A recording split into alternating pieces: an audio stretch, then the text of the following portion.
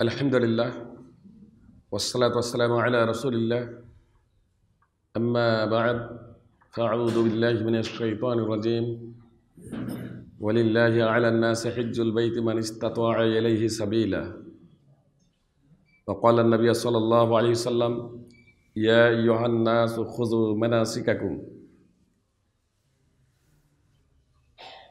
সম্মানিত ওলামায়ে কেরাম, সুপ্রিয় ভ্রাতৃবৃন্দ ও পর্দানসীন ভগিনীদের জানাই আন্তরিক শুভেচ্ছা ও অভিনন্দন। আপনাদের সম্মুখে পবিত্র কোরআন থেকে একটা আয়াতের অংশ বিশেষ তেলাওয়াত করেছি এবং মুহাম্মদ সাল্লাল্লাহু আলাইহি ইসলামের অমীয় মুখ নিঃসৃত থেকে একটু অংশ পরিবেশন করেছি। ইনশাআল্লাহ তার সম্মুখে রেখে কিছু কথা পরিবেশন করব। ওয়া মা তাওফীকি ইল্লা বিল্লাহ। যে আয়াতের অংশ বিশেষ তেলাওয়াত করেছি তার তাৎপর্য হলো, সামর্থ্যবান মানুষের উপর আল্লাহর জন্য বাইতুল্লাহর হজ করা ফরজ। আর যে হাদিস পরিবেশন করেছি তার তাৎপর্য হলো, রাসূল সাল্লাল্লাহু আলাইহি ওয়াসাল্লাম বলেছেন, হে লোক সকল, তোমরা হজের বিধিবিধান শিখে নাও।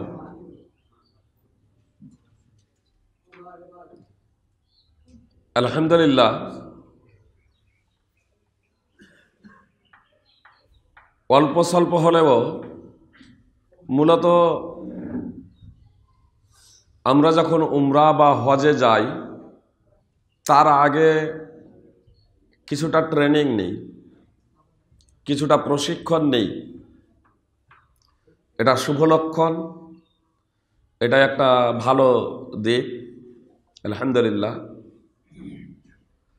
তবে আমি আপনাদের বলবো যে আমরা যেমন হজের জন্য প্রশিক্ষণ নিচ্ছি, হজের জন্য ট্রেনিং নিচ্ছি, উমরার জন্য প্রশিক্ষণ ট্রেনিং নিচ্ছি, অনুরূপভাবে যে কোনো কাজে আমরা করি না কেন তার জন্য আমাদের পূর্ব প্রস্তুতি, পূর্ব প্রশিক্ষণ এবং ট্রেনিং নেওয়াটা অপরিহার্য। ইবাদতের মধ্যে অন্যতম ইবাদত হলো সালাত, তথা নামাজ আদায় করা, সালাত প্রতিষ্ঠা করা। মুহাম্মদ সাল্লাল্লাহু আলাইহি সাল্লাম বলছেন যে একজন ব্যক্তি 60 বছর ধরে নামাজ আদায় করবে অথচ তার নামাজ কবুল হবে না। যদি সে রুকু যথার্থভাবে আদায় করে তাহলে সাজদা যথার্থভাবে আদায় করে না, পূর্ণরূপে আদায় করে না। আর যদি সাজদা পূর্ণরূপে আদায় করে তাহলে রুকু পূর্ণরূপে আদায় করে না। তো এজন্য আমাদের সমস্ত বিষয়ে ট্রেনিং এবং প্রশিক্ষণ নেওয়াটা একান্ত দরকার, একান্ত কর্তব্য। আমরা নামাজ পড়তে পড়তে কেউ 20, 30, 40, 50, 60 বছর হয়ে গেল। এই কথাটা এর সাথে হজের প্রশিক্ষণে এই কথাটা শুধু আমি আনুষঙ্গিক হিসেবে এই জন্যই নিয়ে এলাম যে আমরা 60-70 বছর ধরে নামাজ পড়ি, আমরা কোরআন এবং হাদিস পড়িনি, অধ্যয়ন করিনি। জনগণ, সিংহভাগ মানুষ কোরআন এবং সুন্নাহ অধ্যয়ন করেনি, আর নামাজেরও প্রশিক্ষণ নেইনি, নামাজেরও ট্রেনিং নেইনি। তাহলে আমরা যে নামাজগুলো পড়ছি, নামাজগুলো আদায় করছি, সেই নামাজগুলো আমাদের মুহাম্মদ সাল্লাল্লাহু আলাইহি সাল্লামের পদ্ধতিতে হচ্ছে তো? এজন্য আপনাদের যারা জনগণ আছেন তাদেরকে বলবো, অবশ্যই আপনারা ইমামদের মাধ্যমে নামাজের প্রশিক্ষণ নেবেন। এবং হয়তো আমি অবগত নই, আব্দুল হামিদ ভাই তথা গোড়াম রস মাদ্রাসার যারা কর্তৃপক্ষ এবং শিক্ষক মণ্ডলী রয়েছেন তারা হয়তো ব্যবস্থা অব্যাহত ধারায় মাঝে মাঝে রেখেছেন যে আপনাদেরকে নামাজেরও প্রশিক্ষণ দিচ্ছেন। এটা আমাদের হওয়াটা একান্ত দরকার, একান্ত কর্তব্য। যেমন পুরুষদের প্রশিক্ষণ হওয়া দরকার, আমাদের মা এবং বোনেদেরও প্রশিক্ষণ হওয়াটা একান্ত কর্তব্য। আলহামদুলিল্লাহ, আপনাদের ঘোড়া রস প্রতিষ্ঠানে আপনারা আল্লাহ তাআলার রহমতে আপনাদের ঐকান্তিক প্রচেষ্টায় মহিলা প্রতিষ্ঠানও প্রতিষ্ঠিত হয়ে গেছে, আলহামদুলিল্লাহ। এবার আমাদের বোনেদের মাধ্যমে মেয়েদের প্রশিক্ষণ আমাদের মতো গুরুত্বপূর্ণ বিষয় আপনারা দিতে সক্ষম হবেন ইনশাআল্লাহ। আজকে মূলত হজের বিষয়ে গুটি কয়েক বিষয়, মসলা মাসাইল, মানে উমরা এবং হজ কিভাবে আদায় করবেন। আমি হজের প্রসঙ্গে উমরাও এই জন্যই নিয়ে চলে এলাম যে হজ 3 শ্রেণীর।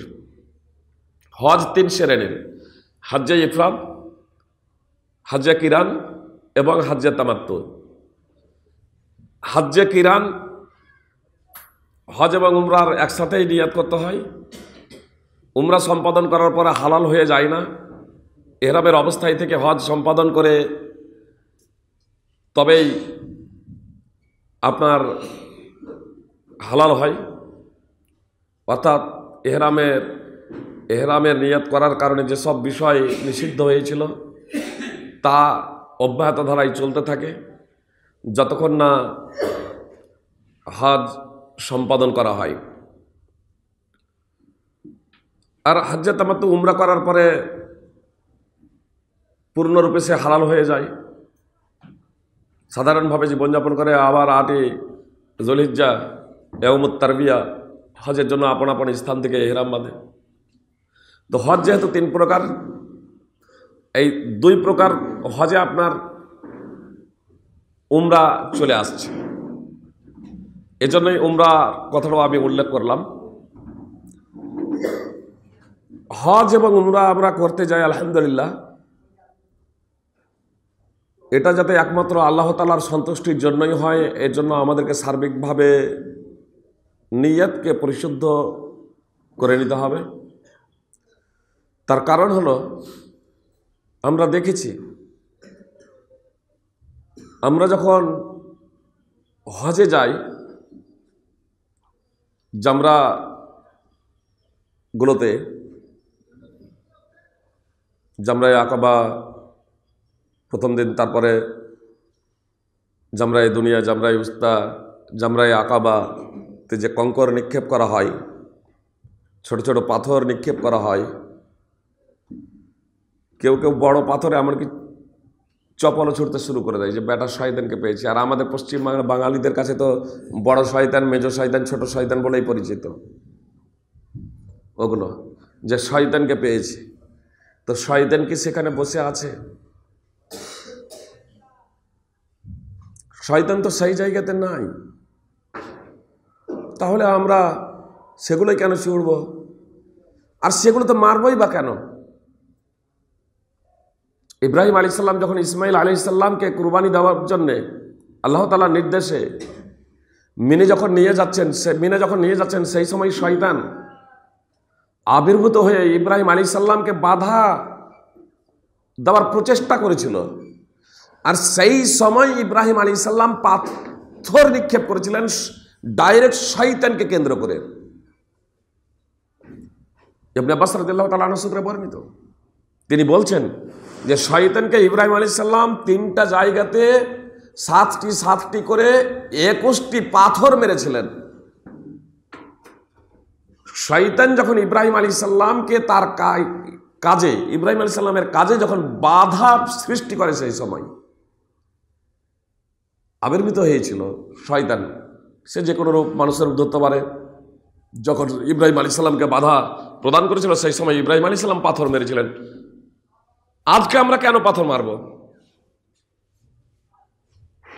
আপনারা অবগত আছেন ইব্রাহিম আলাইহিস সালাম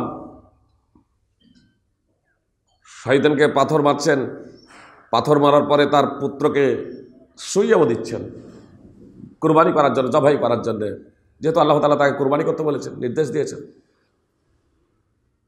ছেলে বলছেন পিতাকে, ইয়া আবাতি ইন্নাহু লাইসা লি সাওবুন তুকাফিনুনি ফিহি গায়রু ফাখলাহু হাত্তা তুকাফিনানি ফি। হে আমার পিতা, আমি যে কাপড় পরিধান করে আছি এই কাপড় ছাড়া তো দ্বিতীয় আর কোনো কাপড় নেই, দ্বিতীয় কোনো পোশাক নেই। তো আমার এই পোশাকটা আপনি খুলে রেখে দিন, আমাকে কুরবানি করার পরে এই পোশাক দিয়ে আমাকে কাফন দেবেন। ইব্রাহিম আলাইহিস সালাম চিৎ করে শুইয়ে দিয়েছেন, এই উপর করে শুইয়ে দিয়েছেন, কপালটা নিচরে উপর করে শুইয়ে দিয়েছেন যাতে পিতৃব্য মায়া মমতা হৃদয়ে জেগে না ওঠে। এবং তিনি পর্যবেক্ষণ করছেন তার পোশাক খোলার জন্য। ছেলে বলেছে যে আমার কাপড়টা খুলে রেখে দিয়ে এই কুরবানির পরে এই কাপড় দিয়ে কাফন দেবে। তো ইব্রাহিম আলাইহিস সালাম তাকে উপর করে শুইয়ে দিয়ে পর্যবেক্ষণ করছেন কাপড় খোলার জন্যে। এহেন পরিস্থিতিতে পিছন থেকে আওয়াজ, আইয়া ইব্রাহিম কাদ সাদ্দাক্তা রয়া, হে ইব্রাহিম তুমি তোমার স্বপ্নকে বাস্তবে রূপদান করেছ। পিছন দিকে তাকাচ্ছেন, তখন সাদা দম্বা। ইসমাইল আলাইহিস সালামও জানতেন না যে তিনি কুরবানি হবেন না, এটা পরীক্ষা। আর ইব্রাহিম আলাইহিস সালামও জানতেন না যে আল্লাহ তাআলা আমার পরীক্ষা নিচ্ছেন, আমার পুত্র জবাই হবে না, একমাত্র পুত্র। কিন্তু আল্লাহ তাআলা নির্দেশ, তা বাস্তবায়নে তিনি সচেষ্ট। হজ করতে গিয়ে এই ইতিহাসকে স্মরণ করিয়ে রাখার কারণ কি? আজকে যে সেটা পিলার করে দেওয়া হয়েছে, যে যে জায়গাতে ইব্রাহিম আলাইহিস সালাম শয়তানকে পাথর নিক্ষেপ করেছিলেন, সেই জায়গাতে আজকে শয়তান যে জায়গায় আবির্ভূত হয়েছিল, বাধা প্রদানের জন্য আল্লাহ তাআলার একনিষ্ঠ নির্দেশকে বাস্তবায়নে যাতে বাধা দিতে সে সক্ষম হয়, তার জন্য যে আবির্ভূত হয়ে ইব্রাহিম আলাইহিস সালামকে বাধা প্রদানের প্রচেষ্টা করেছিল। তো ইব্রাহিম আলাইহিস সালাম যেখানে শয়তানকে কেন্দ্র করে যে পাথর ছুঁড়েছিলেন, যেখানে শয়তান আবির্ভূত হয়েছিল, শয়তানকে ডাইরেক্ট টার্গেট করে নিশানা করে যে পাথর মেরেছিলেন, সেই জায়গাগুলোই মূলত জামরায়ে দুনিয়া, জামরায়ে উস্তা এবং জামরায়ে আকাবা। আজকে আর শয়তান নেই, সেদিন ছিল শয়তান, কিন্তু আজকে কেন পাথর মারি? স্মরণ করিয়ে দেওয়ার জন্য। আজকে আমাকে আপনাকে ছেলেকে জবাই করতে হয়নি, তার থেকে ন্যূনতম বিষয় আমার আপনার কাছে আল্লাহ তাআলা প্রার্থনা করেছেন যে আমি আপনি আমার নিজের বিবেক বুদ্ধি, আমার সেই বিবেক বুদ্ধি যে বিবেক বুদ্ধি আল্লাহ তাআলার বিধানের পরিপন্থী, আমার প্রবৃত্তি, আমার কামনা বাসনা সব কিছুকে বিসর্জন দিয়ে একমাত্র আল্লাহ তাআলার জন্য হব আমরা নিবেদিত প্রাণ। আর তার জন্যই মূলত এই হজের মাধ্যম দিয়ে আপনার তিনটি জায়গাতে প্রতিবিম্ব, যে জায়গাতে শয়তান আবির্ভূত হয়েছিল, তিনটি পিলার করে দিয়ে সেই জায়গাতে আপনার পাথর মারা হচ্ছে। ডাইরেক্ট এখন শয়তান নাই, কিন্তু সেখানে পাথর মারা হচ্ছে। সেই ইতিহাসকে স্মরণ করিয়ে দেওয়া হচ্ছে যে আমরা শয়তান তোর গোলামি করি না, তোর দাসত্ব করি না, তোর আমরা মানুষারি নয়, তোর হচ্ছে আমরা শত্রু, আমরা দুশ্মন। তার প্রমাণ তোদেরকে আমরা পাথর দিয়ে মারছি। আপনার সাফা মারওয়ার যখন সাই করা হয়, যে জায়গাটা মানে সব থেকে নিচু ছিল, এখন সবুজ লাইট ওপরে সেট করে দেওয়া হয়েছে। ওই জায়গাটুকুতে পুরো নিচে আপনার সবুজ বাতি এরকম উপরে জ্বলে 24 ঘন্টা, আর সেই বাতির আলো নিচে প্রতিবিম্ব হয়ে পুরো নিচেটা সবুজ হয়ে যায়। ওই জায়গাটুকুতে দৌড়াতে হয়। দৌড়েছিলেন হাজার, তথা যাকে আমরা হাজেরা বলে জানি, হাজার তথা হাজারা, ইসমাইল আলাইহিস সালামের মা। মানে সাফা থেকে মারওয়া, মারওয়া থেকে সাফা যখন যাচ্ছেন পানির সন্ধানে, তো ওই নিচের উপত্যকায় আপনার যে জায়গাটুকু নিচে ছিল সব থেকে বেশি, সেই জায়গাতে যখন যাচ্ছেন তখন ছেলেকে যেহেতু দেখা যাচ্ছে না, তো ওই জন্য ছেলে যাতে চোখের অন্তরালে না চলে যায়, ওই জায়গাটুকুতে হাজারা দৌড়েছিলেন, হাজার দৌড়েছিলেন। এখন তো দৌড়ানোর প্রয়োজন নেই। আমরা এখন কেন দৌড়াবো? রাসূল সাল্লাল্লাহু আলাইহি ওয়াসাল্লাম দৌড়ালেন, আমরাও দৌড়াচ্ছি। কেন? সেই ইতিহাসকে স্মরণ করিয়ে দেওয়া, মূলত যে আমরা যে মানুষ, আল্লাহ তাআলার দাস, আল্লাহ তাআলার বান্দা। ইব্রাহিম আলাইহিস সালাম ওই মরুভূমি, যেখানে কোনো পানি ছিল না, যেখানে কোনো খাবার ছিল না, সেই জায়গাতে যখন চলে যাচ্ছেন ইব্রাহিম আলাইহিস সালাম ইসমাইল আলাইহিস সালামকে এবং তার মাতাকে, তার মাতা হাজার ইব্রাহিম আলাইহিস সালামকে ডাক দিচ্ছেন, আপনি এখানে রেখে যাচ্ছেন কেন? কি ব্যাপার? সামান্য কিছু খেজুর, সামান্য কিছু পানি। ইব্রাহিম আলাইহিস সালাম ঘুরে তাকাচ্ছেন না, শুধু হাজার এ কথা বলেন, আপনি কি এটা রেখে যাচ্ছেন আমাদেরকে এই নির্জন ভূমিতে, যেখানে আহারের কোনো ব্যবস্থা নেই, যেখানে পানির কোনো ব্যবস্থা নেই? এটা কি আল্লাহ তাআলার নির্দেশে রেখে যাচ্ছেন? তখন ইব্রাহিম আলাইহিস সালাম বলেছিলেন, হ্যাঁ, আল্লাহ তাআলার নির্দেশে, এটা আল্লাহ তাআলা আমাকে নির্দেশ দিয়েছেন। তখন হাজার বলেছিলেন, ইদান লা ইউযাইয়ানা, তাহলে আল্লাহ তাআলা ধ্বংস করবেন না। কতটা ঈমান থাকলে অন্তরে, কতটা দৃঢ় বিশ্বাস থাকলে নির্জন ভূমিতে একজন মেয়ের মুখ থেকে এত দৃঢ় বিশ্বাস এবং পূর্ণ নবীওয়ালা যেন কথা আল্লাহ যখন নির্দেশ দিয়েছেন, তাহলে আল্লাহ আমাদেরকে শেষ করবেন না, আল্লাহ আমাদেরকে ধ্বংস করবেন না। সেই স্মৃতিগুলো মূলত স্মরণ করিয়ে দেওয়ার জন্যে আপনার সেই সমস্ত বিষয়গুলো এককালীন একটা সময়ে, একটা প্রেক্ষাপটে, একটা পরিস্থিতিতে করেছিলেন। সেই প্রেক্ষাপট এবং পরিস্থিতি বর্তমানে নেই।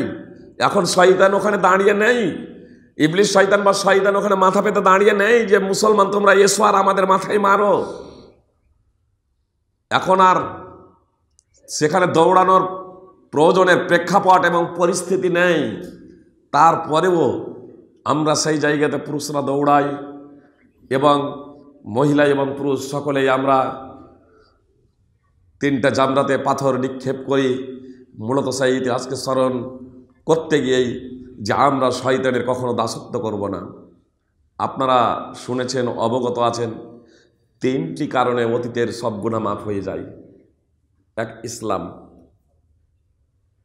দুই, হিজরত; নম্বর 3, হজ।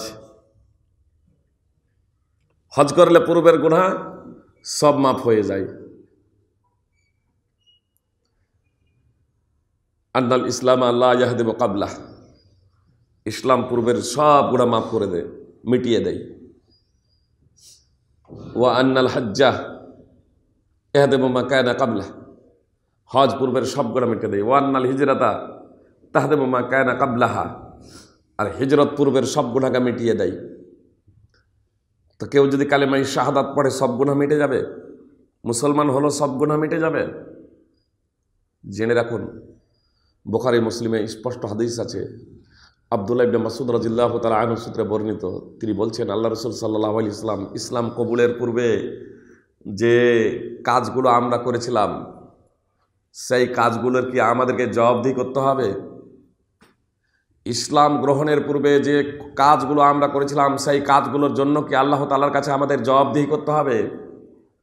তো মুহাম্মদ সাল্লাল্লাহু আলাইহি ওয়াসাল্লাম বললেন, ইসলাম কবুলের পরে যে ব্যক্তি সদাচরণ করবে, সৎ কাজ করবে, ভালো কাজ করবে, শরীয়ত সম্মত কাজ করবে, শরীয়ত অনুযায়ী জীবন পরিচালিত করবে, শরীয়ত অনুযায়ী জীবন পরিচালিত হবে, শরীয়ত অনুযায়ী জীবন পরিচালনা করবে, যারা তাদেরকে ইসলাম কবুলের আগে যে সমস্ত অপরাধ করেছে, পাপাচার করেছে, সেই সমস্ত পাপাচারের জন্য, অপরাধের জন্য, কাজের জন্য তাদেরকে জবাবদিহি করতে হবে না।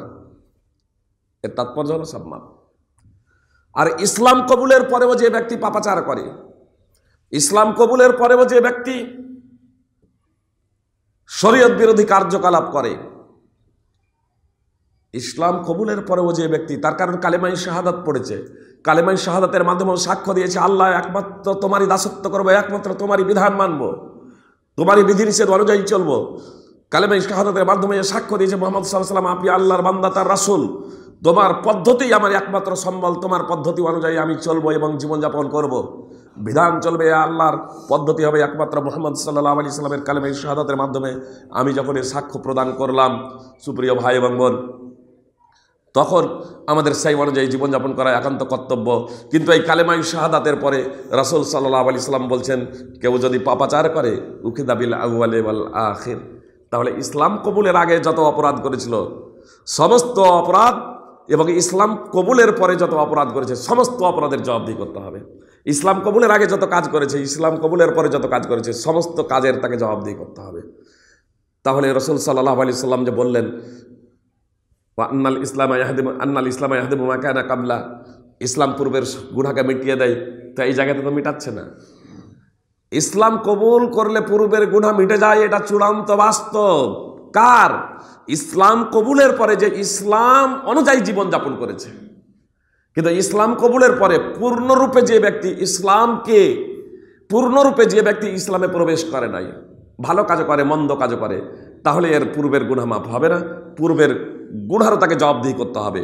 হ্যাঁ, আমাদের জীবনে পাপাচার হয়ে গেলে একাগ্রচিত্তে বিশুদ্ধ অন্তঃকরণে আমরা যদি আল্লাহ তাআলার কাছে তওবা করি এবং সেই পাপাচার থেকে বিরত থাকার সার্বিক প্রচেষ্টা করি, তাহলে আশা করা যায় ইনশাআল্লাহ আল্লাহ তাআলা ক্ষমা করবেন, সেটা স্বতন্ত্র ব্যাপার। কিন্তু শুধু ইসলাম কবুল করলেই পূর্বের গুনাহ মাফ হয়ে যাবে, এই যে ফ্যাসিলিটি এবং মর্যাদা, হজ করলেই পূর্বের সব গুনাহ মাফ হয়ে যাবে, এই যে ফ্যাসিলিটি মর্যাদা, এই ফ্যাসিলিটি যদি মর্যাদা যদি পেতে হয় তাহলে আমার জীবনে পরিবর্তন নিয়ে আসতে হবে। আমি হজ করে এলাম, আমি হাজি হয়ে গেলাম, যে হজ করার আগে যা আমার চাল চলন ছিল, আচার আচরণ ছিল, ব্যবহার ছিল, হজ করার পরেও তাই দেখা যাচ্ছে, তাহলে লাভটা কি? এই ব্যক্তির হজের মাধ্যম দিয়ে পূর্বের সব গুনাহ মাফ হয়ে যাবে এমনটি না। জি, এজন্য আমাদেরকে এই বিষয়গুলোর প্রতি গভীর মনোযোগ দিতে হবে যে আমরা হজে যাচ্ছি, আমার আল্লাহর যে হক আছে আমাদের উপরে, সেই হকে কোনো প্রকারের যাতে শিথিলতা এবং উদাসীনতা না থাকে তার জন্য আমাদের সতর্ক হতে হবে। সাথে সাথে বান্দার একে অপরের হক, পাড়া প্রতিবেশীর হক, বন্ধু বান্ধবের হক, একে অপরের হক, এইগুলোতে কোনো প্রকারের আমি তো আত্মসাৎ করিনি, এইগুলোর ব্যাপারে তো কোনো আমার দেনা পাওনা নেই।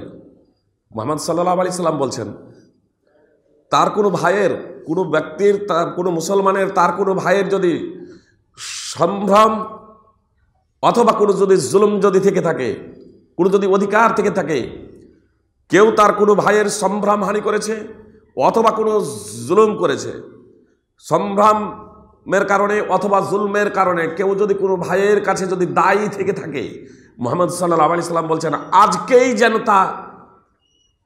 তার কাছ আজকেই যেন ক্ষমা করিয়ে নেই, আজকেই যেন মাফ করিয়ে নেই। এর দুটো অর্থ, আমি যদি কারো আপনার কাছে টাকা নিয়ে আছি, আত্মসাৎ করা আছি, টাকাটা যেন ফেরত নিয়ে দিয়ে দিই, ক্ষমতা যদি না থাকে আপনার কাছ থেকে ক্ষমা চেয়ে নিই। মুহাম্মদ সাল্লাল্লাহু আলাইহি ওয়াসাল্লাম বলছেন সেই সময় আসার আগে যখন দিনার দিরহাম থাকবে না, স্বর্ণ মুদ্রা থাকবে না, তখন নেকি কেটে দেওয়া হবে, নেকি কেটে দেওয়া হবে। নেকি যদি না থাকে তাহলে পাওনাদারদের পাপ কেটে চাপানো হবে। সহিহ বুখারীর হাদিস, সহিহ মুসলিম এবং তিরমিজিতে রয়েছে যে পাওনাদারদের একসময় পাপও শেষ হয়ে যাবে, ওদের পাপ কেটে দিতে দিতে নামাজি, রোজাদার এবং জাকাতদাতার জন্যে, জাকাতদাতার নেকি শেষ হয়ে যাবে। বান্দার হক আত্মসাৎ করার জন্য এর নেকি শেষ হয়ে যাবে। এক সময় পাপগুলো পাওনাদারদের কেটে কেটে যতটা পরিমাণে তারা পাবে সেই পরিমাণে পাপ কেটে চাপানো হবে। সুম্মা তুরিহা ফিন্নার, তারপর টানতে টানতে জাহান্নামে নিক্ষেপ করে দেওয়া হবে। সুপ্রিয় ভাতৃবৃন্দ ও ভগ্নীগণ, এজন্য আপনাদেরকে আমি বলবো যে হজে যাচ্ছেন, আল্লাহ তাআলা হজ করার তৌফিক দান করেছেন। যারা এখনও হজে যাওয়ার নিয়ত করেননি, আমি বলবো আল্লাহ তুমি আমাদের সকলকে তোমার ঘর মসজিদে হারামের ডাইরেক্ট জিয়ারত করার তথা হজ সম্পাদন করার তৌফিক দান করো, এবং আমরা যারা হজ করব তাদের জীবনে যাতে পরিপূর্ণরূপে নিজেদের জীবনে পরিবর্তন নিয়ে আসতে পারি। হজ যে পূর্বের গুনাহকে মাফ করে দেয়, সেই ফ্যাসিলিটি এবং মর্যাদা লাভ করতে যাতে আমরা সক্ষম হই, তার জন্য যাবার আগে আমাদের যা কিছু করা দরকার সেই সমস্ত কাজ তোমার রহমতে, নিজ রহমতে আমাদের দ্বারা তুমি করিয়ে নাও, আমাদের করার তৌফিক এবং ক্ষমতা প্রদান করো, যার মাধ্যমে আমরা খুব সহজে তা সম্পাদন করতে সক্ষম হব। সুপ্রিয় ভাই বোন, এবার ডাইরেক্ট আমি উমরা এবং হজে প্রবেশ করে যাচ্ছি। আপনার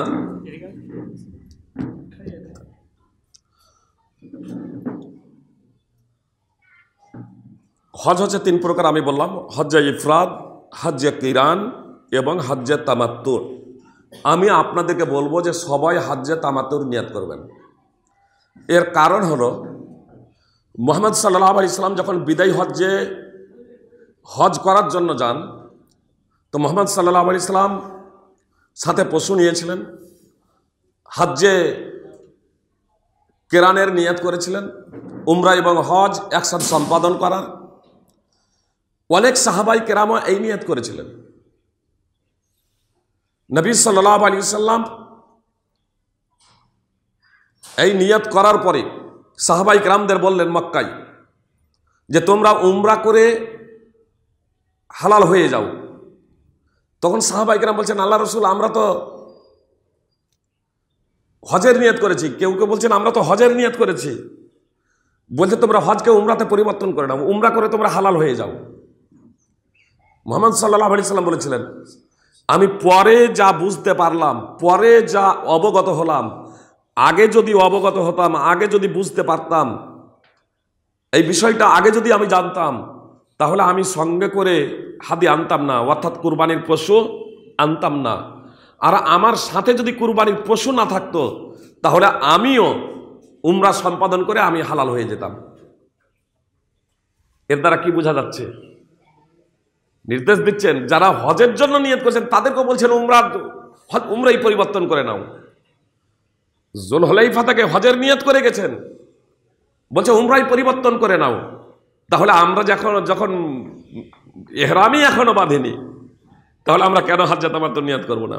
নবী সাল্লাল্লাহু আলাইহি ওয়াসাল্লাম তাদেরকে যাদেরকে উমরাই করতে বলেন তাদেরকে হাজ্জাত তামাত্তুর নির্দেশ দিচ্ছেন, তোমরা হাজ্জাত তামাত্তুর করো, উমরা করে নিয়ে তোমরা হালাল হয়ে যাবে। রাসূল সাল্লাল্লাহু আলাইহি ওয়াসাল্লাম বলছেন আমার কাছে পশু না থাকলে আমিও, যাদের কাছে পশু আছে বললেন যে যাদের কাছে পশু হয় তারা হবে না, যাদের কাছে পশু নাই হাজ্জাত তামাত্তুর করতে গেলেও আপনার হাদি ওয়াজিব, আর হাজ্জে কেরানের জন্য হাদি ওয়াজিব। কিন্তু হাজ্জে কেরানে কষ্টটা বেশি। মুহাম্মদ সাল্লাল্লাহু আলাইহি সাল্লাম কত দয়াদ্র ছিলেন, কত দয়ালু ছিলেন, যে মুহাম্মদ সাল্লাল্লাহু আলাইহি সাল্লাম বলছেন পরে যাওয়া অবগত হলাম, আগে যদি বুঝতে পারতাম সাথে পশু আনতাম না, আর সাথে যদি পশু না থাকতো আমিও হাজ্জে তামাত্তুর করতাম। তো এজন্য হাজ্জে তামাত্তুর নিয়ত করবেন। হাজ্জে তামাত্তুর দুটো পার্টে বিভক্ত। প্রথমে উমরা, জি প্রথমেই উমরা। আপনাদের বলি বিমান সাধারণত দুটো জায়গায় পৌঁছাবে, এক হয় জেদ্দা হয়ে যাবে অথবা মদিনা হয়ে। বুঝতে পেরেছেন? জেদ্দা হয়ে যাবে অথবা মদিনা হয়ে। আপনার বিমান যদি মদিনা হয়ে যায় তাহলে মদিনা যখন যাবেন আপনারা আগে জানতে পারবেন বিমানবন্দরে, আগে আপনাদেরকে জানাতে হবে যে আপনার বিমান কোথায় যাচ্ছে, মদিনা যাচ্ছে না জেদ্দা। মদিনা যদি হয় অনেকেই কিন্তু মুহাম্মদ সাল্লাল্লাহু আলাইহি সাল্লামের কবরের নিয়াত করে নেই। বুঝতে পেরেছেন? কবর জিয়ারতের নিয়াত, যে কবর জিয়ারতের নিয়াতে আপনি সফর করতে পারেন না, এটা বৈধ না।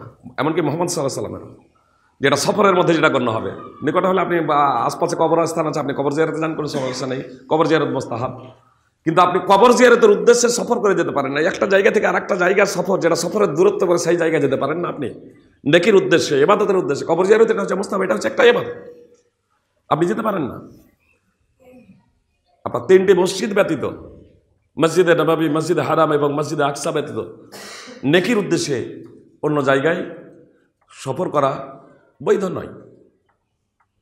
এজন্য কবর জিয়ারত দেবো মদিনা, সেখানে পাড়ি দেবেন না। আর হজের নিয়ত তো এখানে প্রশ্নই নেই। হজ আছে এটা আলাদা, কিন্তু হজের নিয়ত করতে হবে, এহরাম বাঁধতে হবে। যে জোহরের টাইম হলে আমরা নামাজ পড়বো, আমি একজন নামাজি, আমি নামাজ পড়বো, কিন্তু এখন তো সংকল্প নেই যে নামাজ পড়বো। যখন টাইম আসে তখনই আমি অজু করছি এবার নামাজ পড়বো বলে। তাহলে মদিনা কিসের নিয়ত করবেন? মসজিদে নববীর নিয়ত করবেন। মসজিদে নববীর, মদিনা হলে মসজিদে নববীর নিয়ত করলেন। কাপড়ও পড়ার প্রয়োজন নেই, কোনো কিছুরই প্রয়োজন নেই। মদিনাতে পৌঁছালেন, ওখানে মসজিদে নববীর জিয়ারতের উদ্দেশ্যে, মসজিদে নববীর জিয়ারতের উদ্দেশ্যে আপনি মদিনা পৌঁছে সামানপত্র সব কিছু মসজিদ রুমে রেখে দিলেন। তারপরে অজু করে মসজিদে নববীর উদ্দেশ্যে বেরিয়ে যাবেন। ফরজ নামাজে যদি টাইম যদি হয়ে গেছে, মানে ইকামত চলছে, গিয়ে সামিল হয়ে যান, নামাজ পড়ে নেন। আর যদি দেখা যায় যে না এখনো নামাজের টাইম হয়নি, তাহলে তাহিয়াতুল মসজিদ হিসেবে 2 রাকাত নামাজ পড়েন। 2 রাকাত নামাজ পড়ার পরে তারপরে এবার মুহাম্মদ সাল্লাল্লাহু আলাইহি সাল্লামের কবর জিয়ারতের এবার নিয়াত করে ফেলুন। এবার ওখানে পৌঁছে গেছেন, এবার আপনার তো ওখানে পৌঁছে যখন গেলেন আপনি ওখানে তখন স্থানীয়, অন্তত আপনাকে ওখানে 1 সপ্তাহ থাকতে হবে অন্তত। এবার মসজিদে কবর জিয়ারতের আপনি নিয়াত করেন। আপনি যদি ওখানে 1 দিনও থাকেন বা 1 ঘন্টাও থাকেন, তারপরেও আপনি ওখানে কবর জিয়ারতের নিয়াত করতে পারেন। তারপরে তার কারণ মসজিদে নববীর আপনি নিয়াত করে গেছেন, সফর মসজিদে নববীকে কেন্দ্র করে হয়ে গেছে ওখানে। এবার আপনি কবর জিয়ারতের নিয়াত করেন।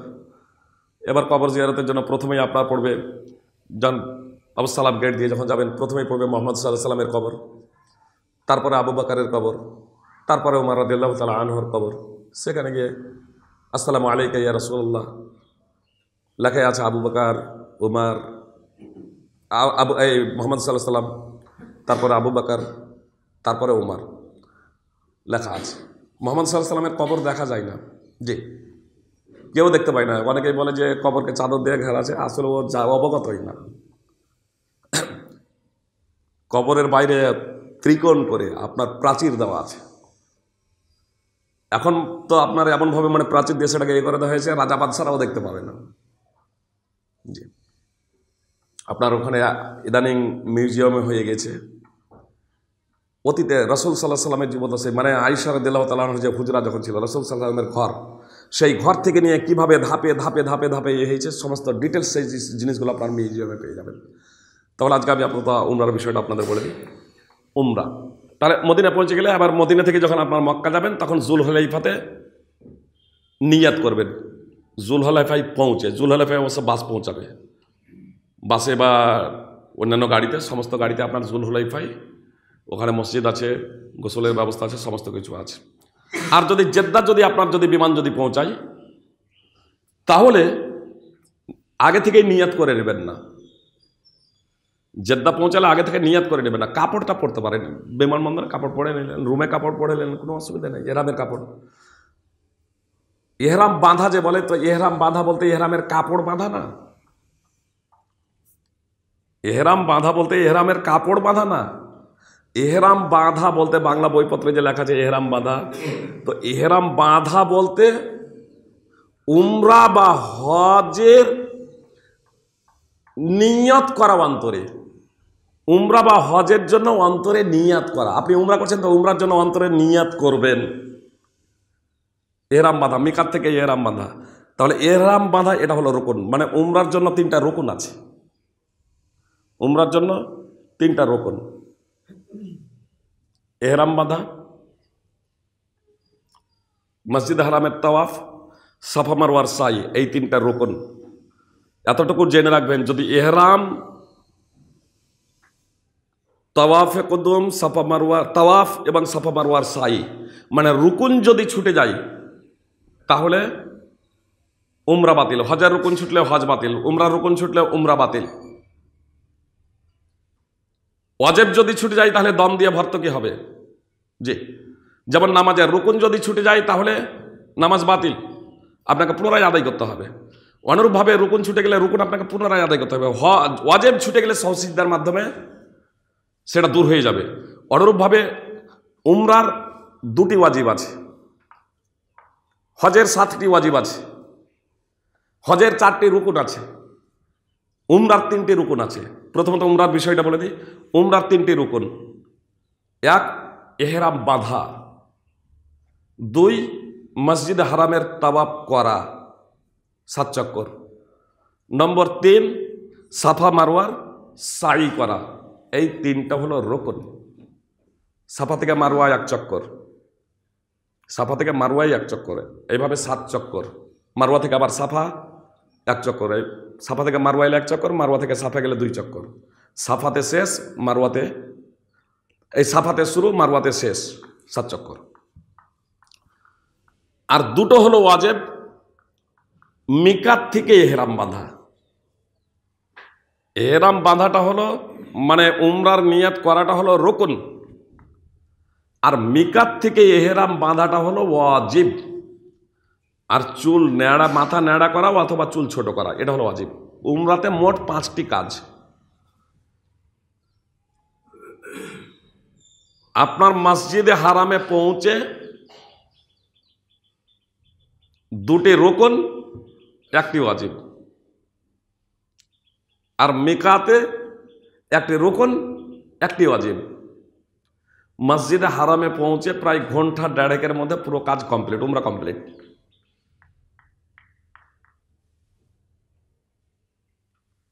হজে যাওয়ার আগে এই উমরার বিষয়টা অনেক সময় বিমানবন্দরে কাপড় পরাই। আমরা আহলে হাদিসগুলো দেখেছি, এহরামের কাপড় তাহলে কিভাবে পরতে হবে পড়িয়ে নেই।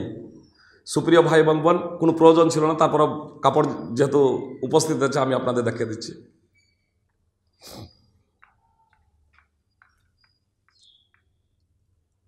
আগে তো আমরা সেলাই বিহীনী লুঙ্গি পরতাম, মানে আমরা দেখেছি ধুতি পড়তে দেখেছি, আমরা অবশ্য সেলাই করে পড়েছি। ধুতি তো আমরা অনেকেই পড়েছি না পড়েনি? আরে ধুতিও ছেড়ে দিলাম, আমরা যে গোসল করি তো তলিয়া বা গামছা পড়ি না? তলিয়া বা গামছা তো পড়ছি, ওটা তো আর সেলাই করা না। তো তলিয়া বা গামছা এটা তো আমাদেরকে কেউ পরিয়ে দেয় না, নিজেরাই আমরা পড়ি। তো যেমন তলিয়া বা গামছা পড়ছি ওই রকমই আপনি একটা পড়ে নেন। যেমন সেলাইবিহীন লুঙ্গি আমরা পড়ে নেন, আপনার যেভাবে ইচ্ছা আপনি আটকান। বুঝতে পেরেছেন? একটা কাপড় নিয়ে, এজন্য কাউকে পড়ানোর কোনো ব্যাপার নেই। আসলে আমি এই বিষয়টা বলতে চাচ্ছি যে আপনি লুঙ্গি পড়ানোর কোনো প্রয়োজন নেই, এটা পড়ানোর প্রয়োজন নেই, আপনার যেভাবে ইচ্ছা। আবার যদি একটু ঢিল হয় যে আবার যে খুলে পড়তে পারবেন না এমনটি না, আর খুলবে না আশা করছি ইনশাল্লাহ। আপনি যেভাবে ইচ্ছা এটাকে এভাবে একটু ছোটও করতে পারেন। আর আপনি যদি এমনি মনে করেন যে এমনি পড়ে নিলাম, আমি আপাতত এমনি পড়ে নিলাম, যেমন পড়ে নিলাম এমনি এইভাবেই করে নিলাম, বাস, কোনো সমস্যা নেই। আপনার যেভাবে ইচ্ছা সেভাবে আপনি বুঝলেন। তো এটা কি পড়ানোর জন্য এইটা হলো না, ওই হলো না, ও পড়াতে গিয়েই দেখা যাচ্ছে 5 মিনিট লাগছে, কয়েক সেকেন্ডের কাজ। ও যারা পড়াবে পড়তে বলে পড়াতে হবে না, আমরা নিজেরা পড়তে পারবো। এক কথায় যেভাবে এর জন্য যে সেপারেট কোনো পদ্ধতি আছে এমন কোনো না, আপনার যেভাবে ইচ্ছা আপনি সেভাবে পড়েন। আর এটা পড়ার জন্য এটা হচ্ছে একটা চাদর, এটাও পড়ার জন্য আমরা তো শাল দৈনিক গায়ে দিচ্ছি, শাল তো গায়ে দিচ্ছি, তাহলে সমস্যা কি? শাল গায়ে দিচ্ছি, চাদর গায়ে দিচ্ছি, আমার যেভাবে ইচ্ছা আমি পড়লাম, বা আমি এইভাবেই থাকলাম, কোনো সমস্যা নেই, বা এইভাবে পড়লাম, আপাতত পড়ে থাকলাম, কোনো সমস্যা নেই। আপনার যেভাবে সুবিধা হয় ওপরে একটা পড়ে নেন, যেভাবে সুবিধা হয় নিচে একটা পড়ে নেন। বুঝতে পেরেছেন? কোনো সমস্যা নেই, এটা কাউকে পড়ানোর কোনো প্রয়োজন নেই। কিভাবে গিট দেবো না দেবো, আর আপনার যেভাবে সুবিধা আপনি সেইভাবে করেন। পুরুষেরা সেলাই করা পোশাক পরবেন না, আমার মা বোনেরা ওদের পোশাকই পরবেন। অত্যন্ত রংচঙ্গা সৌন্দর্যমণ্ডিত এগুলো পরা থেকে বিরত থাকবেন। সাধারণ নর্মাল পোশাক তারা পরবেন, তবে তারা হাত মোজা পরবেন না, নেকাব পরবেন না। এর অর্থ এই নয় যে তারা মানে মুখ ঢাকতে পাবে না। মানে চাদর দিয়ে, যেমন আগেকার আমাদের মা এবং বোনেরা আগেকার তারা চাদর পরতো, শাড়ির ওপরে চাদর পরতো, কিন্তু তাদের মুখ দেখা যেত না। বুঝতে পেরেছেন? তাহলে বড় চাদর দিয়ে সেটাকে আড়াল করা যাবে, একবার যাতে মুখে ঠেকে না থাকে। হাত মোজা পরা যাবে না, তবে যে চাদর পরা আছে সেই চাদর দিয়ে হাত ঢাকা যাবে, কোনো সমস্যা নেই। তাহলে বিমান যদি আপনার মক্কা যায়, এই জেদ্দা, প্রথমে জেদ্দা যায়, তাহলে কি করবেন? বিমান যদি জেদ্দা যায় ডাইরেক্ট, আপনার এখান থেকে মনে করেন কলকাতা থেকে ডাইরেক্ট বিমান জেদ্দা যাচ্ছে, যদি ভাইয়া যদি বোম্বে বা দিল্লি যদি করে, তাহলে এখানেও কাপড় পরার কোনো প্রয়োজন নেই, বোম্বে বা দিল্লিতেই যদি হয়ে থাকে। আর যদি দেখা যায় যে না ডাইরেক্ট জেদ্দা হচ্ছে বিমান, তাহলে এহরামের কাপড়টা পরিধান করতে পারেন আপনার রুমেই অথবা বিমানবন্দরেই আপনি পরে নিতে পারেন, কোনো সমস্যা নেই। জি, পড়তে পারেন, কোনো সমস্যা নেই। তাহলে কাপড়টা পরবেন, কিন্তু এহরামের নিয়াত করবেন না। নিয়াত করবেন কখন? যখন মিকাত আসবে। আপনার প্রত্যেকটা বিমানে জেদ্দা এবং মদিনা, যে বিমান মদিনা ক্ষেত্রে নয়, মানে জেদ্দার ক্ষেত্রে মানে জেদ্দাতে পৌঁছানোর আগেই যেহেতু মিকাত পড়ে যায়, আর মদিনার ক্ষেত্রে যেহেতু মদিনাতে নেমে মিকাত পার হতে হয়, এই জন্য মদিনা যে বিমান যাবে সেই বিমানে কখনো ওয়ার্নিং দিবে না যে মিকাত আসছে। কিন্তু জেদ্দা যে সমস্ত বিমানগুলো যাবে সেই সমস্ত বিমান কর্তৃপক্ষ থেকেই মিকাতের ব্যাপারে ওয়ার্নিং দিয়ে দেওয়া হয়। আপসে যারা থাকবেন একে অপরকে বলে রাখবেন, মোটামুটি ঘন্টাখানিক আগেই জানতে পারবেন যে কতক্ষণের বিমান নামবে। বুঝতে পেরেছেন? মোটামুটি ঘন্টাখানিক আগেই আপনার জাগ্রত থাকবেন। অন্তত কেউ যদি ঘুমিয়ে যান, একজন এরকম যারা জেগে থাকবেন সঙ্গী সাথীদের, তাদেরকে জাগিয়ে দিলেন। যখন ক্যাপ্টেন ওয়ার্নিং যখন দেবে সেই সময় তখন নিয়াত করবেন শুধু উমরার। যাচ্ছেন হজে, নিয়ত যেদিন টাকা জমা দিয়েছেন বা আগে থেকে এরকম নিয়ত করেছেন, হয়তো 1 বছর আগে থেকেই যে এত সালে আমি হজে যাব, টাকাও জমা দিয়ে দিয়েছেন, এটা সংকল্পই আছে, কিন্তু এখনো ইহরাম বাঁধা হয়নি।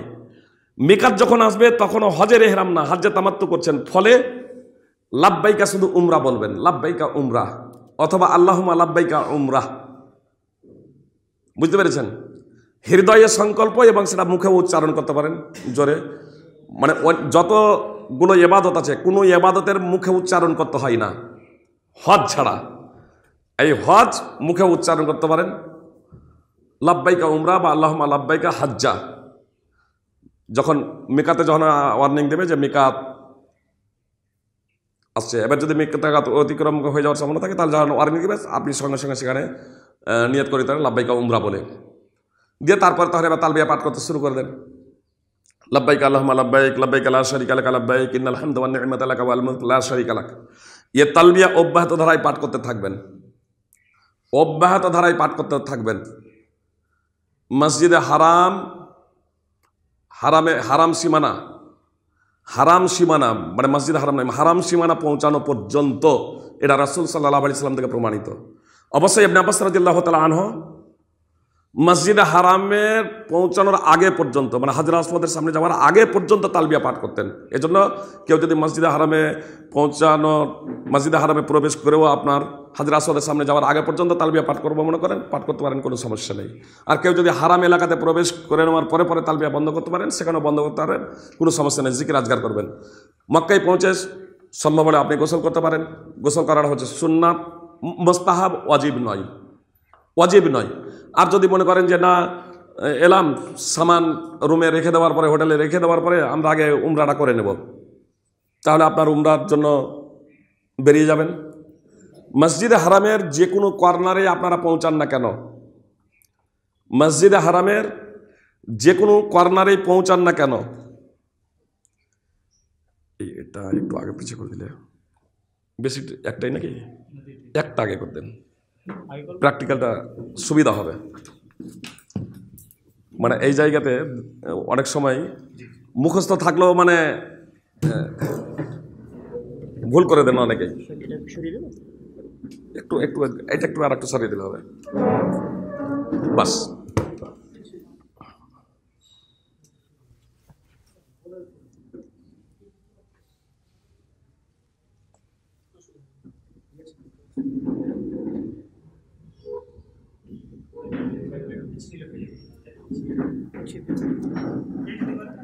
থাক, যে একটু আগে পিছু হয়ে গেলে হবে, একটু বাস। মনে করুন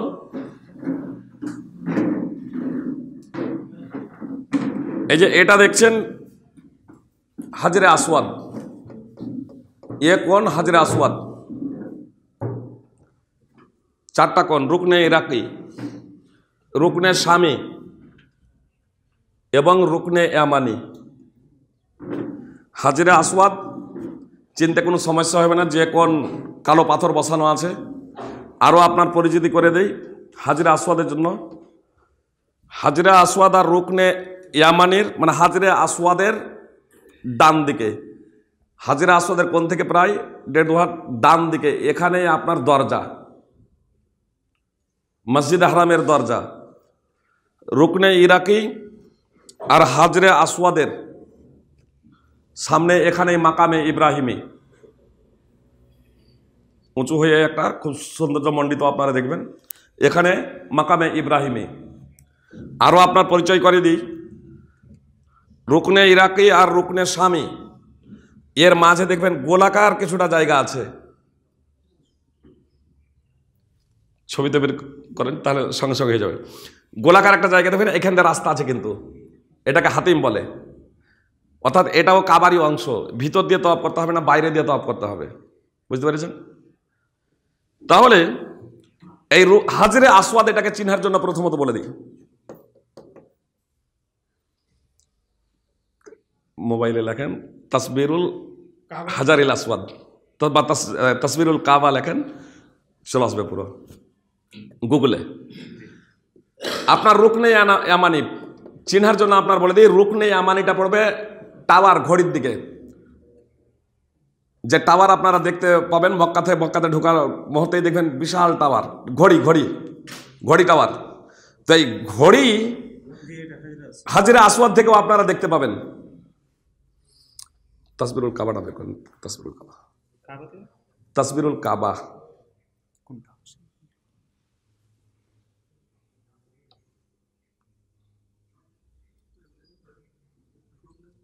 এর মধ্যে দেখবেন সেই যে একটা করা আছে বইয়ের মধ্যে, এটা দেখাতে পারেন, এই সব আছে, বই দেখো না, বড় হবে না, করে দিচ্ছি, ছবি দিয়ে দিচ্ছি।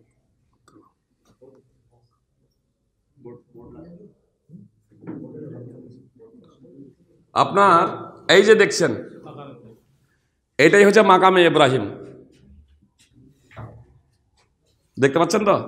কাছাকাছি চলে আসেন না যে সমস্ত আপনার এটা হচ্ছে মাকামে ইব্রাহিম। এই কোণে আছে হাজরে আসওয়াদ, মাকামে ইব্রাহিমের বাম দিকের কোণে হাজরে আসওয়াদ, ডান দিকের কোণটা হচ্ছে রুকনে ইরাকি। আর এই মাকামে ইব্রাহিম আর হাজরে আসওয়াদের মাঝেই এখানে দেখছেন যে এই কাবার দরজা, মানে হাজরা মাকামে ইব্রাহিম এটা পিছনে আছে, কাবা থেকে প্রায় অনেকটাই পিছনে আছে।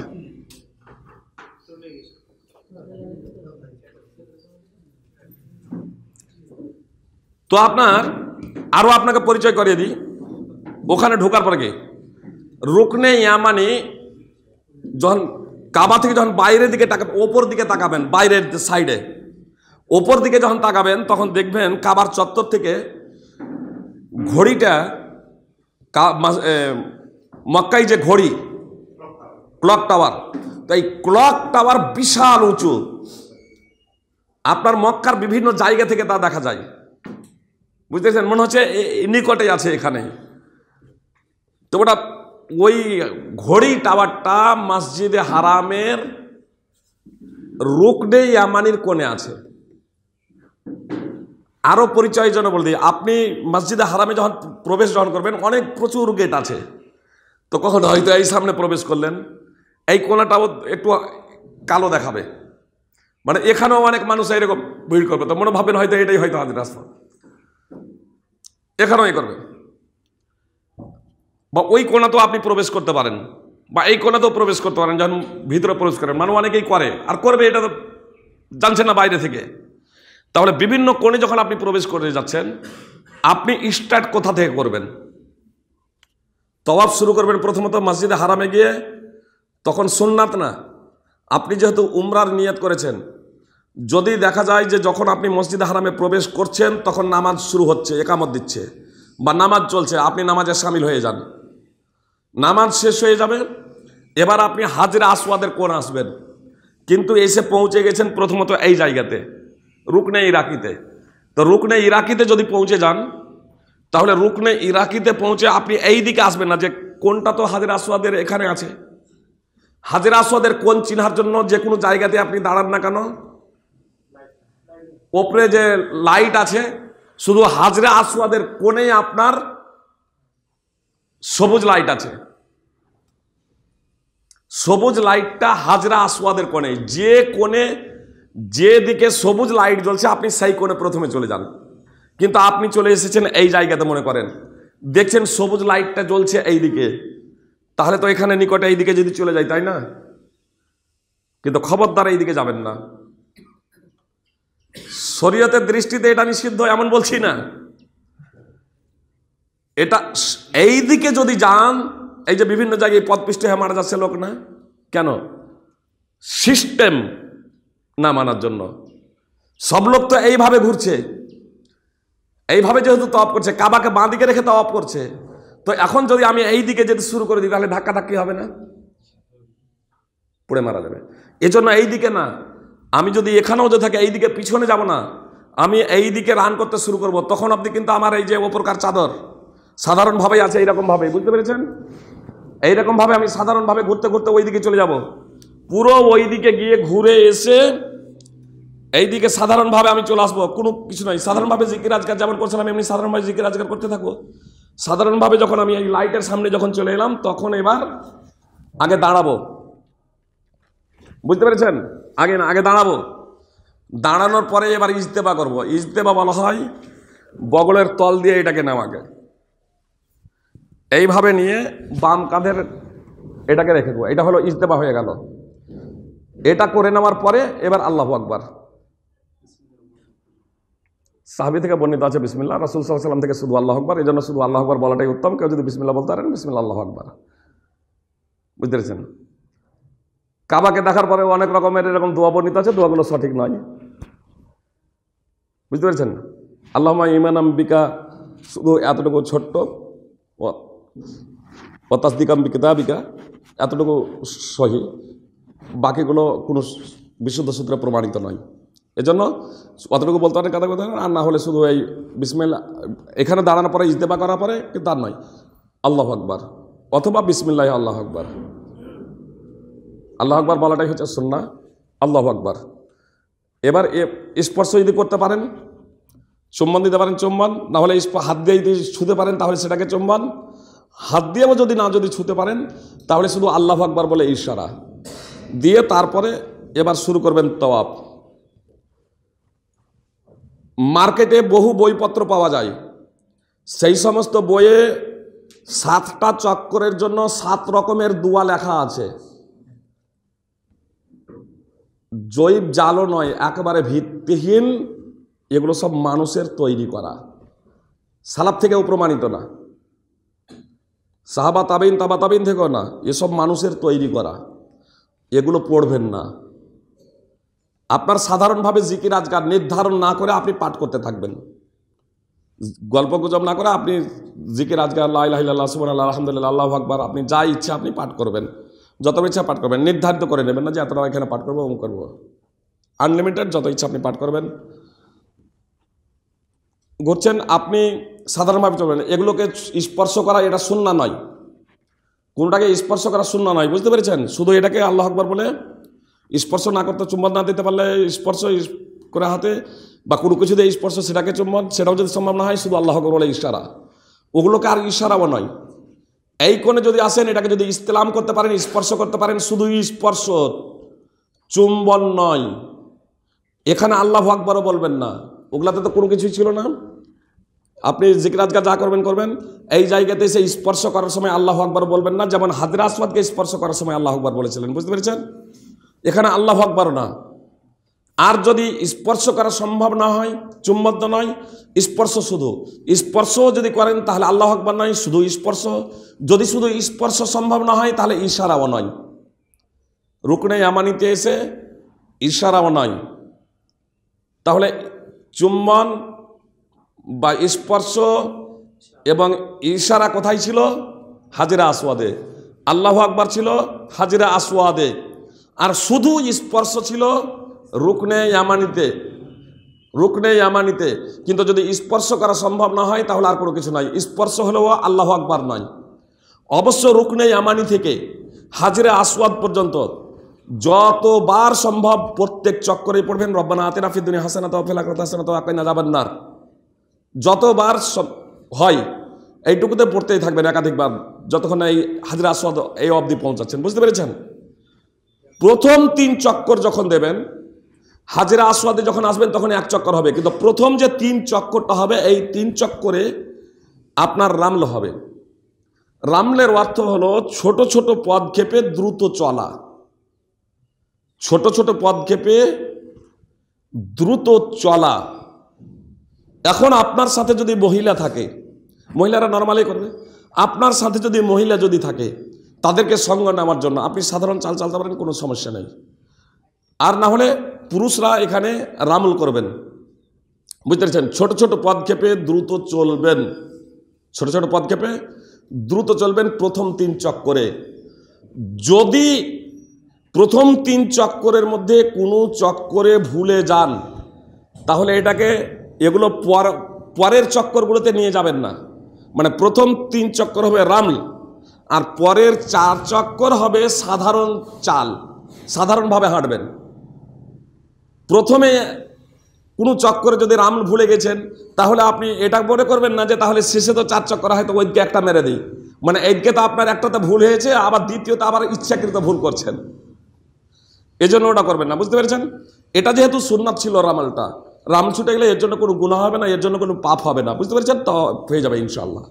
তো প্রথম 3 চক্করে রামল করবেন এবং পরের 4 চক্করে আপনার সাধারণভাবে চলবেন। হাজরা আসওয়াদের সামনে যতবার আসবেন আল্লাহু আকবার, বুঝতে পেরেছেন? তাহলে আল্লাহু আকবার বলে স্টার্ট করেছিলাম, 7 চক্কর যখন হয়ে যাবে এই জায়গাতে অনেকেই মিস্টেক করে দেয়, আবার আল্লাহু আকবার বলে দেয়। এখানে যেহেতু আপনার 7 চক্কর শেষ আর তওয়াফ শেষ, 7 চক্করের সাথে সাথে আপনার তওয়াফ শেষ, এবার এই 7ম বারের পরে কিন্তু আপনি আল্লাহু আকবার বলবেন না। 7ম বার যখন শেষ হয়ে যাচ্ছে, তখন এবার আপনি মাকামে ইব্রাহিমের দিকে, সামনেই মাকামে ইব্রাহিমের দিকে এবার আপনি এগিয়ে যাবেন। ওয়াত্তাখিযু মিন মাকামে ইব্রাহিম মুসাল্লা, এটা বলতে বলতে বিভিন্ন বইয়ে লেখা আছে, আপনারা দেখবেন ওয়াত্তাখিযু মিন মাকামে ইব্রাহিম মুসাল্লা বলতে বলতে ওই দিকে এগিয়ে যাবেন। তারপরে আপনার যদি সম্ভব হয়, অবশ্য সম্ভব না, সাধারণভাবে যেন আরও এটা বলছি না, আপনার মুলতাজাম হাজরে আসওয়াদ এবং মসজিদ হারামের দরজার মাঝে আপনার ওইটুকুতে বুক জড়িয়ে ধরে এরকম আল্লাহ তাআলার কাছে একাগ্র চিত্তে কাকতে মিলিত করে প্রার্থনা করা সবারই পক্ষে সম্ভব না, করলে করবেন, না হলে কোনো সমস্যাই নেই, বুঝতে পেরেছেন? হাজরে আসওয়াদের দিকে চলে এলেন এই 7 চক্করের পরে, ওয়াত্তাখিযু মিন মাকামে ইব্রাহিম। আর এটা ওই তওয়াফের সাথে এর সাথে সংশ্লিষ্ট না, এটা যে কোনো মুহূর্তে যে কোনো সময় আপনি করতে পারেন, ওই জড়িয়ে ধরে আল্লাহ তাআলার কাছে প্রার্থনা করাটা। ওয়াত্তাখিযু মিন মাকামে ইব্রাহিম মুসাল্লা বলে আপনি হাজরা মাকামে ইব্রাহিমের দিকে এগিয়ে গেলেন। ওর পিছন দিকে যদি জায়গা খালি থাকে, তাহলে ওর পিছন দিকে একবারে নিকটে না, ওখানে নামাজ পড়া যাবে না, সবসময় চক্কর দিচ্ছে। আপনার মাতাপের মূল জায়গা, ওই জায়গায় ছেড়ে দিয়ে পিছন দিকে ঘেরাও থাকে কিছুটা, ওই জায়গায় যদি জায়গা খালি থাকে, ওখানে 2 রাকাত নামাজ পড়ে নিন। যদি জায়গা ওখানে না পান, তাহলে মসজিদে হারামের যে কোনো জায়গাতে আপনি 2 রাকাত নামাজ পড়বেন। সূরা ফাতিহার পরে সূরা কাফিরুন প্রথম রাকাতে, দ্বিতীয় রাকাতে সূরা ফাতিহার পরে সূরা ইখলাস, এটা হচ্ছে সুন্নাহ। সূরা ফাতিহার পরে অন্য সূরাও আপনারা পড়তে পারেন। এবার তারপরে 2 রাকাত নামাজ পড়ে নেওয়ার পরে জমজমের পানি পান করেন। পানি পান করবেন, কিছুটা পানি মাথায় গড়িয়ে দিবেন, এতটা গড়াবেন না যে আবার পানি পড়ে গিয়ে স্লিপ করবে, হালকা মাথায় নিয়ে সেটা মাথায় হাতটা একটু বুলিয়ে দিলেন, পানি পান করলেন, আপনি জীবনে পানি পান করলেন, কোনো সমস্যা নেই, হালকা একটু পানি মাথায় গড়িয়ে দিলেন, দিয়ে রাসূল সাল্লাল্লাহু আলাইহি ওয়াসাল্লাম আবার কিন্তু হাজরে আসওয়াদের কাছে গিয়েছিলেন।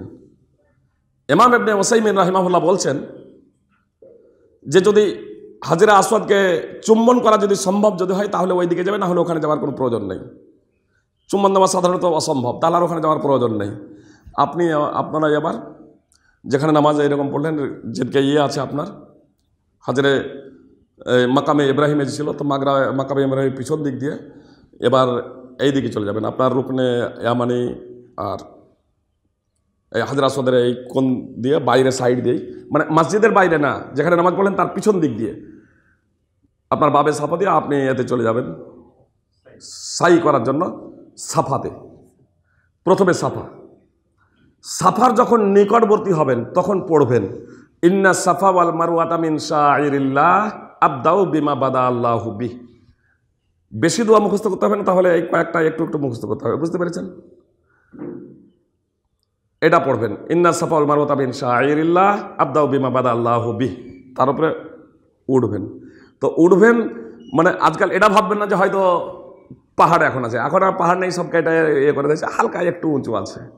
এবার ওই হালকা একটু উঁচুতে এরকম উঠে ডান দিকে ঘুরেই দেখবেন, এখানে বুঝতে পেরেছেন, ডান এদিকে আপনার ছিল মাকামে ইব্রাহিমি, এখানে যখন হাজরে আসওয়াদ ধরলাম, তাহলে মাকামে ইব্রাহিম ছিল, এইদিকে এসে আপনার এই দিক দিয়ে আপনার চলে যাচ্ছেন। তারপরে যখন এখানে সাফাতে যখন উঠছি, তো সাফা থেকে এই দিকে যখন তাকাবো কাবার দিকে, তখন রুকনে ইয়ামানি কোন দেখা যাবে, এই হাজরে আসওয়াদের কোনটাই আপনার দেখা যাবে, হাজরে আসওয়াদের কোনটা দেখা যাবে এখান থেকে, বুঝতে পেরেছেন? হাজরে আসওয়াদের কোনটাই আপনার থেকে এই সাফাতে একটু চাপবেন। এবার যখন চাপলেন ওপরে, তখন এবার পড়েন আলহামদুলিল্লাহ আল্লাহু আকবার লা ইলাহা ইল্লাল্লাহু ওয়াহদাহু লা শারীকা লাহু লাহুল মুলকু ওয়া লাহুল হামদু ওয়া লা শারীকা কাদির লা ইলাহা ইল্লাল্লাহু ওয়াহদা আনজাযা ওয়া'দা ওয়া নাসারা আবদা ওয়া হাযামাল আহজাবা ওয়াহদা। তারপরে হাত তুলে দোয়া করেন, আপনি যতক্ষণ ইচ্ছা দোয়া করেন হাত তুলে। এবার তারপরে সাফা থেকে নেমে মারওয়া যান। মারওয়াতে গিয়ে এই যে ইন্না সাফা ওয়াল মারওয়াতা মিন শাআইরিল্লাহ, অবশ্যই একটা কথা এখানে আমার ছুটে গেছে, এই যে এটা ইজতেমা দেখছেন, অনেকেই কিন্তু তাওয়াফ করার এই যে ইজতেমা করেছিল, তাওয়াফ শেষ হয়ে যাওয়ার পরে 7 চক্কর হয়ে যাওয়ার পরে কিন্তু এইভাবেই নামাজ পড়তে শুরু করে দেয়। এটা কিন্তু বৈধ না, নামাজের জন্য কাঁধটা ঢাকতে হবে। 7 চক্কর যখন আপনার হয়ে গেল তখন এবার চাদর আগের মতো পড়ে নেবেন, বুঝতে পেরেছেন? 7 চক্কর হয়ে যাওয়ার পরে চাদরটা আগের মতো পড়ে নেবেন, মাকাবে ইব্রাহিমের দিকে অত্যাখিজু মিন মাকাবে ইব্রাহিম মুসাল্লাহ পড়তে পড়তে যাবেন, তারপরে দুরিকাত যে নামাজ পড়বেন ঘাট ঢাকা থাকবে। এটাও এখানে বলে দিই যে ইজতেমা যে করেছিলাম বগলের তাল দিয়ে চাদরটা নিয়েছিলাম, এটা শুধু এই তওয়াফেই হবে, এবং রামল প্রথম 3 চক্করে যেটা হয়েছে এটা এই তওয়াফেই, এরপরে কোনো চক্করে আর রামালও হবে না, আর কোনো চক্করে তাওয়াফ হবে, এই ইজতেমা হবে না, বুঝতে পেরেছেন?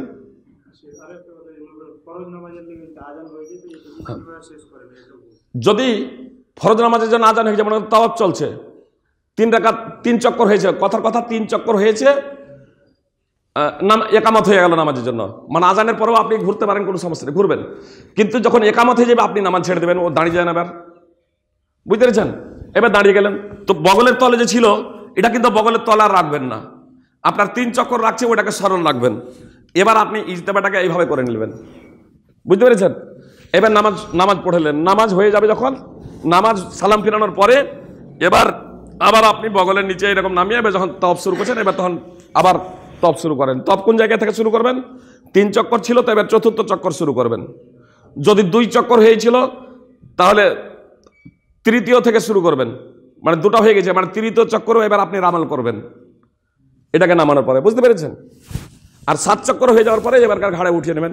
এরপরে আর কখনো আপনার রামল এবং ইজতেমা হবে না। এবার সাফা থেকে আপনি মারওয়া যাবেন, মাঝে নির্দিষ্ট কোনো দোয়া নেই। সবুজ বাতি যে আপনার নিচে জ্বলছে, ওপরে লাইট সবুজ বাতি জ্বালানো আছে, জি, এই যে আপনার সবুজ বাতি ওপরে দেখছেন, এরই আলো মেঝেতে প্রতিবিম্ব হয়ে, মানে ওখানে খুব উন্নত মানের ওই সব জায়গাগুলোতে উন্নত মানের মানে মার্বেল বসানো আছে, ওই মার্বেলগুলো তো একদম পুরো সবুজ হয়ে যাবে। আপনার এই যে সবুজ দেখছেন পুরো সবুজ হয়ে যাবে, ওই সবুজ চিহ্ন অবধি দৌড়াবেন। হাজার আলাইহিস সালাম দৌড়েছিলেন বলে, মানে সবুজ যেখানে বাতি আছে ওই জায়গাটুকুতে, মনে করেন যে সাফা থেকে মারওয়া, বুঝতে পারছেন, পুরোটাই না, কিছুটা জায়গা যেখানে সবুজ বাতি পড়ছে, প্রায় ঘরের মনে করেন যে ডবল হবে, মনে করেন এতটা জায়গা সবুজ বাতি পড়ছে, ওটা দেখবেন ওই জায়গাটুকুতে দৌড়াতে হবে, যে সাফার নিকটে, সাফা থেকে নিকটে, মারওয়া থেকে একটু ডিস্টেন্সে, সাফা থেকে একটু গিয়েই তখন সবুজ বাতি ও আলোতেই আপনারা বুঝতে পারবেন। এবার দৌড় শুরু করবেন পুরুষেরা, বুঝতে পারছেন, মহিলারা কিন্তু না। অনেকেই এই জায়গাতে ম্যানেজটা করে যে হাজারা তো মহিলাই ছিলেন। ইমাম ইবনে ওসাইমিন রাহিমাহুল্লাহ বলছেন, এবং আমি নিজেও প্রথমে মানে সার্বিকভাবেই ট্রেনিং দিয়েছিলাম, ইমাম ইবনে ওসাইমিন রাহিমাহুল্লাহ বলছেন যে এই বিষয় নিয়ে যখন আমি গবেষণা করলাম, তখন আমার কাছে এটা প্রতিভাত হলো যে না, এটা একমাত্র পুরুষদের জন্য, সালাফ থেকেও এটাই এর রয়েছে। তো এজন্য ওই দৌড়টুকু পুরুষরাই করবে। এবার যদি দেখা যায় আপনার সাথে ফ্যামিলি আছে, এবার সঙ্গে সাথ ছুটে গেলে তার সমস্যা হতে পারে মহিলা মানুষ, তো এজন্য তার সাথ দিতে গিয়ে আপনি যদি ওখানে যদি দৌড়ানো যদি ছেড়ে দেন তাহলে কোনো সমস্যা নেই, বুঝতে পেরেছেন? তাহলে সেটা তাকে সঙ্গে নিয়ে করবেন, কিন্তু আপনার সাথ ধরতে গিয়ে তাকে দৌড়াবেন না, আপনার সাথ ধরতে গিয়ে তাকে দৌড়াবেন না। ওই এবার যখন মারওয়া যখন গেলেন, মারওয়াতে সাফাতে যা করেছিলেন মারওয়াতে তাই করবেন, সাফাতে যা করেছিলেন মারওয়াতে তাই করবেন। সাফা থেকে মারওয়া যখন যাবেন 1 চক্কর, অবশ্য ইন্না সাফা ওয়াল মারওয়াতা মিন শাআইরিল্লাহ আবদাউ বিমা বাদা আল্লাহু বিহি, এটা শুধু মারওয়া সাফার নিকটে পৌঁছানোর সময়, এইটুকু কিন্তু আর মারওয়ার নিকটে পৌঁছানোর সময় করবেন না। মানে সাফার উপরে চেপে যা বলেছিলেন মারওয়ার উপরে চেপেও তাই বলবেন, আর সাফার নিকটে দ্বিতীয়বার পৌঁছেও আর কিন্তু আর বলবেন না ইন্না সাফা ওয়াল মারওয়াতা মিন শাআইরিল্লাহ আবদাউ বিমা বাদা আল্লাহু বিহি।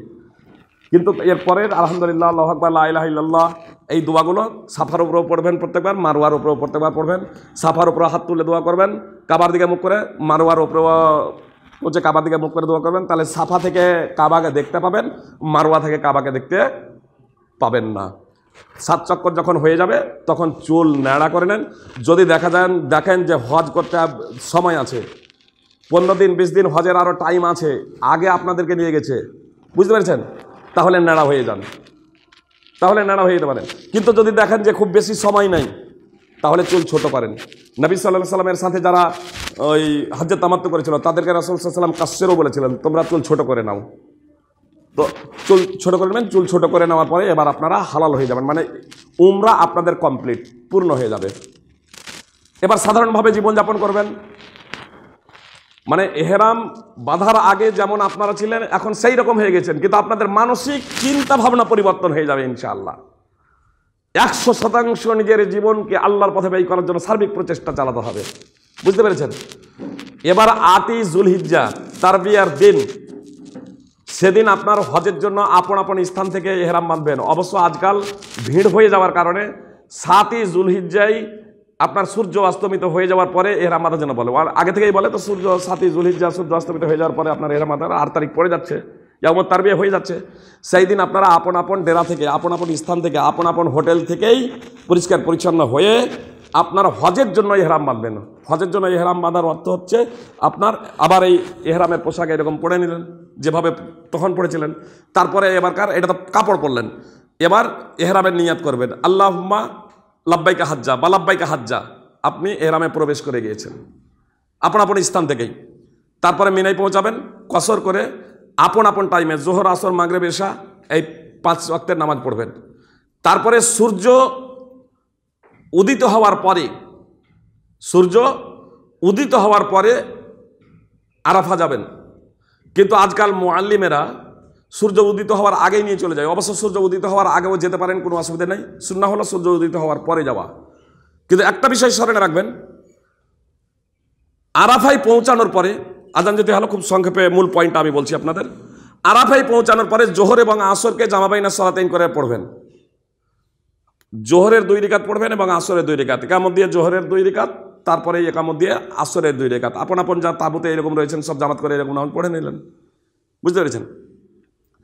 তারপরে বৈকালের টাইমে কেবলামুখী হয়ে 2 হাত তুলে যত ইচ্ছা আপনি প্রার্থনা করুন। দোয়া করার জন্য সর্বপ্রথমত নিজের আল্লাহ তাআলা প্রশংসা করবেন, মুহাম্মদ সাল্লাল্লাহু আলাইহি ওয়াসাল্লামের প্রতি দরুদ করবেন, মানে দোয়া কবুলের এটা হচ্ছে পদ্ধতি, দোয়া করার আদব, এর মাধ্যম দিয়ে দোয়া কবুল হয়। নিজের জন্য প্রথমে আল্লাহর প্রশংসা, তারপরে দরুদ, তারপরে নিজের জন্য দোয়া করুন, বাপ সন্তান সন্ততি, বাপ মা আত্মীয় স্বজন পাড়া প্রতিবেশী সমগ্র মুসলমান জাতির জন্য আপনি দোয়া করুন, দিন এবং দুনিয়ার জন্য আপনি দোয়া করুন। যত ইচ্ছা আপনি সেই জায়গাতে দোয়া করতে থাকবেন। মুআল্লিম যারা আছে, এই মুআল্লিমেরা সূর্য ডুবে না, আপনার আসর থেকেই ওরা বলে যে চলো চলো চলো চলো করতে করতে প্রায় আরাফার ময়দানকে খালি করে দেয়। সৌদি ফতোয়া কমিটির মুফতিগণ বলছেন আরাফায় অবস্থান করাটা হচ্ছে রুকন, মানে 4টা রুকন, বিস্তারিত আছে যেহেতু আজান হলো খুব সংক্ষেপে চাচ্ছি এবার, 4টা রুকন। কিন্তু আরাফাতে অবস্থান করা সূর্য অস্তমিত হওয়া পর্যন্ত, যারা দিনে যাবে, যারা দিনে আরাফায় পৌঁছে যাবে, সূর্য অস্তমিত হওয়া পর্যন্ত আরাফাতে অবস্থান করাটা হচ্ছে ওয়াজিব। এর তাৎপর্য হলো কেউ যদি সূর্য অস্তমিত 9ই জুলহিজ্জা আরাফার দিন কেউ যদি সূর্য ডুবার আগেই যদি আরাফার ময়দান ছেড়ে দেয় তাহলে তাকে দম দিতে হবে। মানে একটা পশু জবাই করে, একটা ছাগল বা একটা গরু জবাই করে আপনার দরিদ্র মিসকিনদের মাঝে মক্কার বিতরণ আপনাকে করতে হবে। এই জন্য সূর্য অস্ত নামিত হলে যাবে না। মুআল্লিম যারা আছে ওরা তাগাদা করবে, আসলে অনেক সময় ওরাই জানে না। অনেক সময় যেমন আমাদের ভারতে প্রশিক্ষণ যারা দিয়ে সিংহভাগ প্রশিক্ষকরাই জানে না, তো ওখানে ওদের নয়। সৌদি ফতোয়া কমিটির মুফতিগণ একদম দায়িত্বহীনভাবে সকালে বলছেন যে সূর্য অস্তমিত না হওয়া পর্যন্ত আরাফার ময়দান ত্যাগ করা যাবে না। অতএব সূর্য অস্তমিত হবে আরাফার ময়দানেই, কিন্তু মাগরিবের নামাজ পড়বেন না। নিয়ত করে নেবেন জামা বাইনা সালাতাইনের। যখন মুজদালিফায় এবার পৌঁছাবেন, সূর্য অস্তমিত হলে এবার আরাফাত ছাড়তে পারেন। যখন মুজদালিফায় পৌঁছাবেন, মুজদালিফায় পৌঁছে মাগরিব এবং ইশা জামা বাইনা সালাতাইন করবেন। মাগরিবে একামত দিয়ে মাগরিবের 3 রাকাত, তারপরে একামত দিয়ে 2 রাকাত। রাসূলুল্লাহ সাল্লাল্লাহু আলাইহি ওয়াসাল্লাম এর মাঝেও কোনো সুন্নাত পড়েননি, পরেও কোনো নামাজ পড়েননি, একদম সুবে সাদিক পর্যন্ত ঘুমিয়েছেন। এজন্য এখানে রাত জেগে গল্প করে এটা ওরা সময় নষ্ট করবেন না, তার কারণ 10 তারিখে অনেক কাজ আছে। এজন্য আপনার জামা বাইনা সালাতিন করে মুজদালিফায় পৌঁছে জামা বাইনা সালাতিন করে আপনার বিশ্রাম, ফুললি বিশ্রাম নিয়ে নেবেন, একদম সুবে সাদেক পর্যন্ত কমাবেন। সুবে সাদেক হয়ে গেলে আপনার ফজরের নামাজ পড়বেন। ফজরের নামাজ পড়ে মসজিদে হারামে যদি সম্ভব হয় সেই জায়গাতে পৌঁছালেন, না হলে যখন সূর্য উঠতে যাবে তার একটু আগে আপনার মিনার উদ্দেশ্যে রওনা দিয়ে দেবেন। আর যারা অসুস্থ আছে, দুর্বল আছে, অসুস্থ দুর্বল, এরা অবশ্য চন্দ্র অস্তমিত হওয়ার পরেই ওরা মুজদালিফা ছাড়তে পারে, মানে মক্কার দিকে রওনা হতে পারে। কিন্তু জামরাই আকাবাতে কুরবানির দিন তথা 10ই জুলহিজ্জা জামরাই আকাবাতে শুধু কাকর মারতে হবে 7টি, আর সেটা সূর্য উদিত হওয়ার কিছুক্ষণ পরে প্রায় 20-25 মিনিট পর থেকে আপনার টাইম শুরু। সেই জায়গাতে আপনারা পাথর মারবেন, ছোট ছোট কঙ্করগুলো নেবেন, একদম বড় পাথর না। একসাথেই সব পাথর নেবেন এর প্রয়োজন নেই, আপনি 7টি পাথর নেবেন। রাস্তাতেই অনেক পাথর পড়ে আছে, বুঝতে পেরেছেন? এজন্য অনেকে বলে পাথর এরকম কুড়িয়ে রেখে দাও, পকেটে ভরো, ব্যাগে ভরো, সব কিছু করা থাকে না। প্রচুর ছোট ছোট কঙ্করি পড়া হয় পুরো রাস্তায় প্রায়। 7টি কাকর নেবেন। আপনার আবার তালবিয়া কখন শুরু করবেন? যখন হজের জন্য যখন এহরাম দেখেন আবার তালবিয়া শুরু হয়ে যাবে, বুঝতে পেরেছেন? লাব্বাইক আল্লাহুম্মা লাব্বাইক, লাব্বাইক আল্লাহুম্মা লাব্বাইক, লাব্বাইক লা শারীকা লাক, লাব্বাইক ইন্নাল হামদা ওয়ান নি'মাতা লাকা ওয়াল মুলক লা শারীকা লাক। এই তালবিয়া পাঠ করতে থাকবেন, অব্যাহত ধারায় তালবিয়া পাঠ করতে থাকবেন। কতক্ষণ পর্যন্ত? যতক্ষণ না আপনি হাজরা আসওয়াদকে আপনি পাথর মারছেন। যখন হাজরা আসওয়াদকে যখন পাথর যখন মারবেন তখন আল্লাহু আকবার বলবেন, বুঝতে পেরেছেন? হাজরা আসওয়াদকে যখন পাথর যখন মারবেন তখন আল্লাহু আকবার বলবেন। হাজরা আসওয়াদকে পাথর ওই কঙ্করটাকে কাবলি ছোলার সমপরিমাণ প্রায়, জি, এই বৃদ্ধাঙ্গুলি এবং তর্জনী এই দুটো আঙুলের মাথায় ধরবেন, দিয়ে জামরায় আকাবাতে পাথর মারবেন। জামরায়ে আকাবা যেটা মক্কার দিকে অবস্থিত, যাকে বড় শয়তান বলা হচ্ছে, 10ই জুলহিজ্জা জামরায়ে আকাবায় পাথর মারবেন।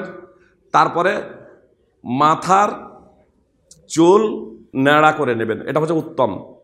ছোট যদি করবো মনে করেন এটা হচ্ছে জায়েজ, বুঝতে পেরেছেন? কুরবানি যদি নিজেই করেন, নিজে করতে পারেন, আমরা নিজে করেছিলাম, কিন্তু নিজে যারা সাধারণত সরকারি মাধ্যমে যায় ওদের ওই এজেন্টের মাধ্যমেই আপনাদের হাতে আসে না সাধারণত, তো ওরা কুরবানি যখন করবে কোনো সমস্যা নেই, বুঝতে পেরেছেন? মানে কুরবানি এবং চুল কাটা অগ্র পশ্চাৎ হলে কোনো সমস্যা নেই। 10ই জুলহিজ্জার কর্ম অগ্র পশ্চাৎ হলে কোনো সমস্যা নেই। মানে অনেকেই বলে যে না চুল কাটা যাবে না যতক্ষণ পর্যন্ত না কুরবানি হবে, আগে খোঁজ খবর হয়ে যাক, কোনো সমস্যা নেই। 10ই জুলহিজ্জার কর্ম প্রসঙ্গে রাসূল সাল্লাল্লাহু আলাইহি সাল্লামকে কেউ যখন বলছে আল্লাহ রাসূল আমি আগে চুল কেটে লেহি কুরবানি আগে, বলছে আল্লাহ হারাজ, কোনো সমস্যা নেই।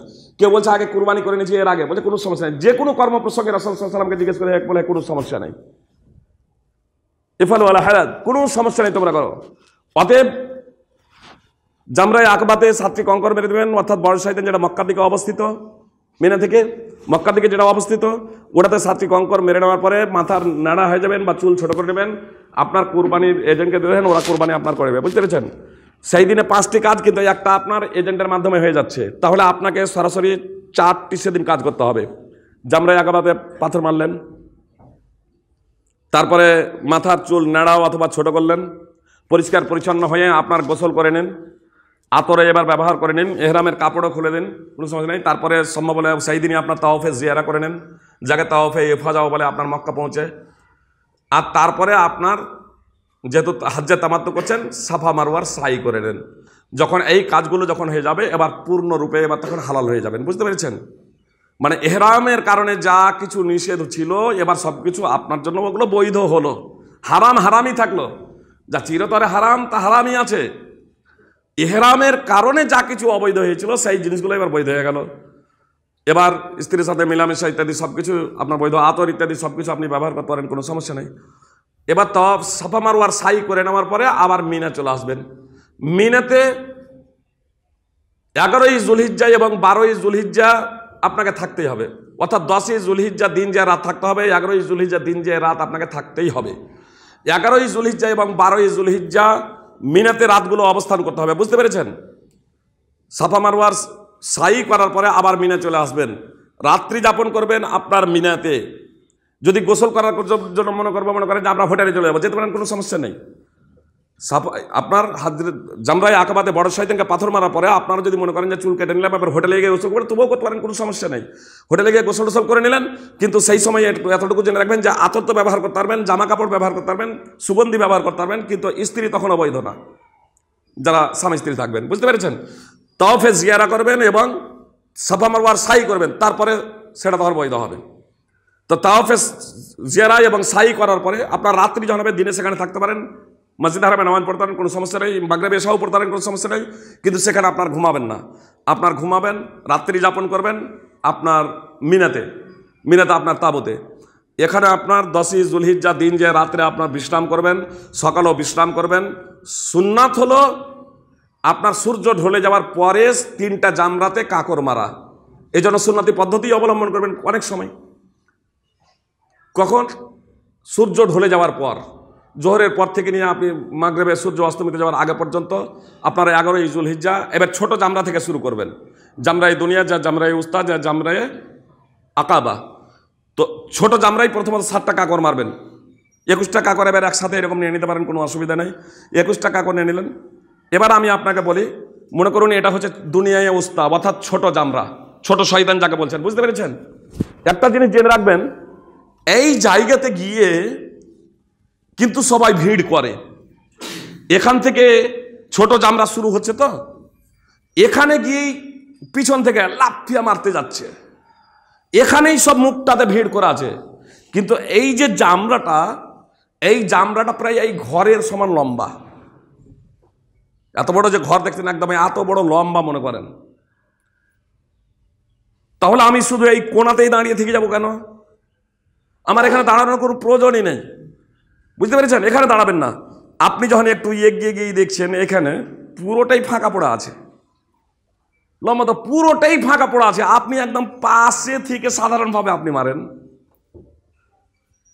একটু এগিয়ে যাবেন, তাহলে ভিড়ও হবে না, আপনার অত কষ্টও করতে হবে না, একদম সাধারণভাবে আপনি ডাইরেক্ট আপনার করতে পারছেন।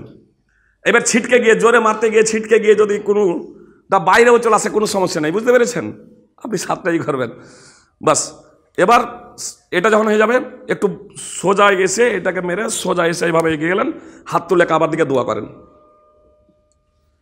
তারপরে মধ্যমটাকে মারবেন, মধ্যমটাকেও এইভাবে এমনি করে এগিয়ে যাবেন, আগে প্রথম দিকে মারবেন না, একটু এগিয়ে গিয়ে মারবেন। বুঝতে পেরেছেন? ফাঁকা পাবেন। মধ্যমটাতে মেরে এবার বাম দিকে একটু হটে যান, বাম দিকে হটে আবার কাবার দিকে হাত তুলে দোয়া করেন। তারপরে বড়টা জামরা একবার 10ই জুলহিজ্জা যেটাকে মেরেছিলেন সেটাকে এবার মারেন। ওটাকে মারার পরে কিন্তু হাত তুলে দোয়া করবেন না। আর মারার সময় প্রত্যেকবারই আল্লাহু আকবার বলবেন। মারার সময় প্রত্যেকবারই আল্লাহু আকবার বলবেন। 11ই জুলহিজ্জার কাজ শেষ।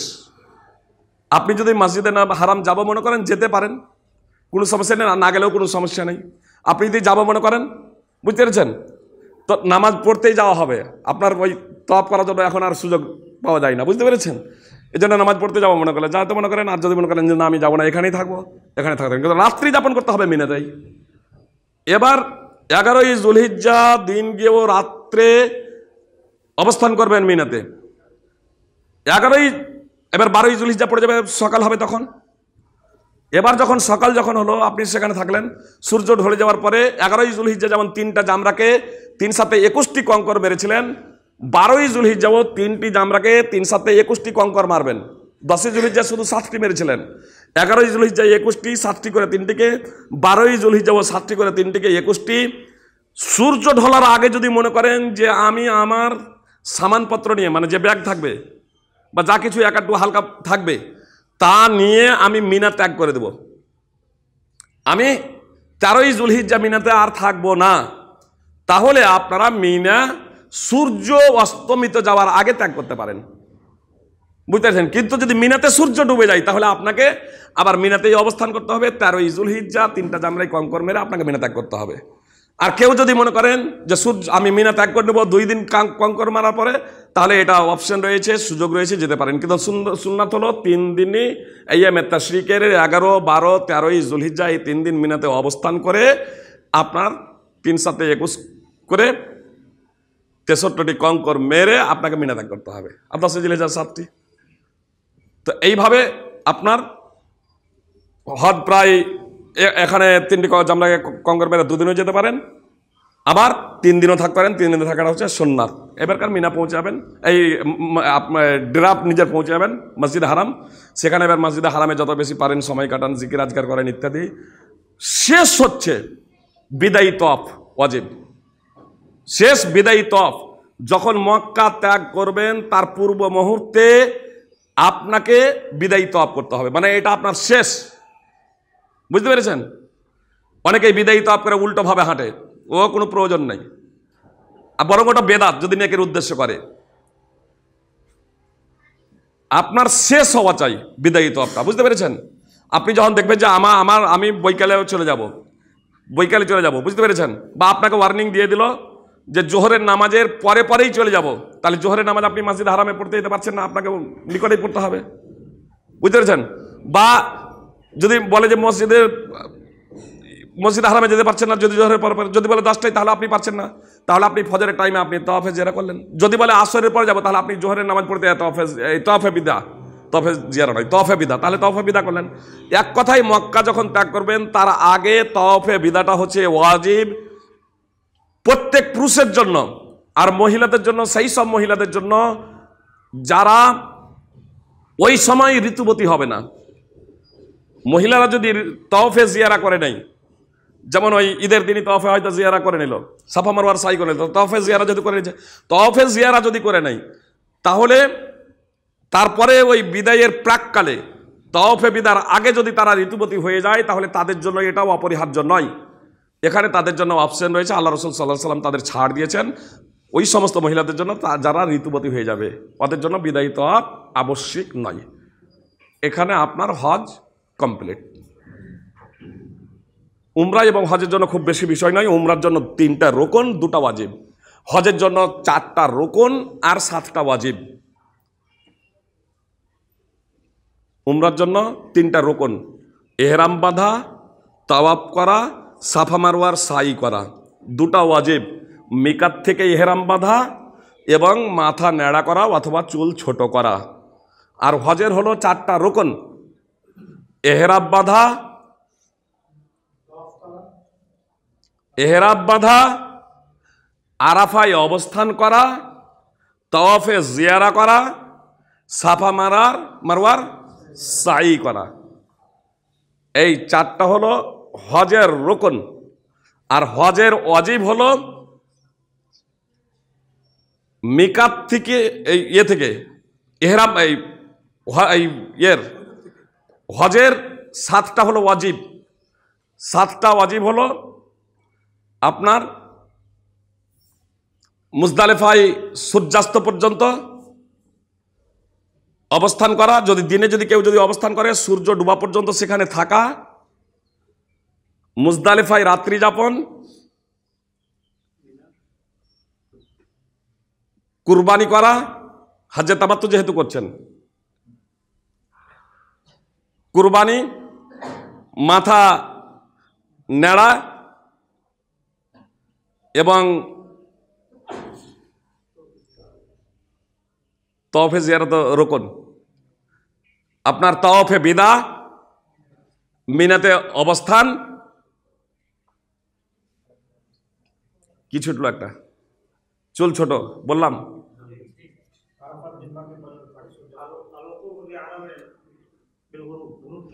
ওটাও বলতেছি। জামরাই আকাবাতে কাঙ্কর মারা, জামরাই আকাবাতে এই জামরাগুলোতে 3টা জামরাতে কাঙ্কর মারা, এটা ওয়াজিব। তো এই 7টা হলো ওয়াজিব। কি বললাম? আরাফায় সূর্য অস্তমিত যাওয়া পর্যন্ত অবস্থান করা, মুজদালিফায় রাত্রি যাপন করা, 3টা জামরাতে কাঁকর মারা, চুল ছোট করা বা নেড়া করা, আর তাওয়াফে বিদা মিনাই রাত্রি যাপন করা, মিনাতে রাত্রি যাপন করা। আর তাওয়াফে এর জন্য যারা হজ্জে তামাত্তু করছে এদের জন্য কুরবানি। মা এবং বোনদের ক্ষেত্রে শুধু একটা কথা এখানে বল দিই, উমরার ক্ষেত্রেও হজের ক্ষেত্রেও তারা শুধু আঙুলের অগ্রভাগ পর্যন্ত এইটুকু তারা, বুঝতে পেরেছেন, হালকা আঙুলের অগ্রভাগ পর্যন্ত তারা মাথার চুলের ডগা, মাথার চুলের ডগাগুলো আঙুলের পোরের সমান তারা কাটবে। মেয়েরা নিজে নিজে কাটতে হবে, পুরুষকে দিয়ে কাটানোর প্রয়োজন নেই। অবশ্য যদি স্বামী যদি হয়, মাহরাম যদি হয়, নিজের স্বামী বা বাপ বা ভাই, সেখানে কোনো সমস্যা নেই, তারা নিজেরা তারা কেটে দিতে পারে। আর না হলে আমার মা বোনেরা তারা আপোষে এক অপরে কেটে পারে, নিজেরাও মাথার চুল এরকম ধরে তারা নিজেরাই কেটে নিতে পারে, তারা রুমে গিয়ে কেটে নেবে, কোনো সমস্যা নেই। হদ পুরো কমপ্লিট। যদি আপনাদের জিজ্ঞেস করা থাকে তাহলে জিজ্ঞেস করতে পারেন।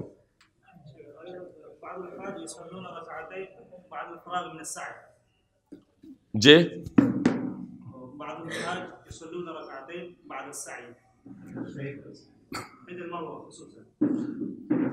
আপনার সাফা মারওয়ার সাইর পরে, যেমন তওয়াফের পরে 2 রাকাত নামাজ পড়ছিলেন, সাফা মারওয়ার সাইর পরে নামাজ পড়তে হবে এমন কোনো কথা নেই। সাফা মারওয়ার সাইর পরে কোনো নামাজ নেই, বুঝতে পেরেছেন? সাফা মারওয়ার সাইর পরে সুন্নাত হিসেবে কোনো নামাজ নেই। এজন্য সাফা মারওয়া পরে আপনার মাথা নেড়া করে নেবেন অথবা চুল ছোট করে নেবেন উমরার ক্ষেত্রে। আর হজের ক্ষেত্রে তো আগেই জামরায়ে আকবাতে কঙ্কর মারার পরেই আপনারা করে নিচ্ছেন।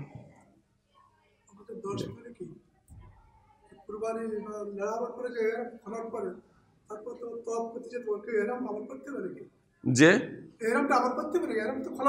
হ্যাঁ হ্যাঁ, আবার এহরাম পড়বেন কেন?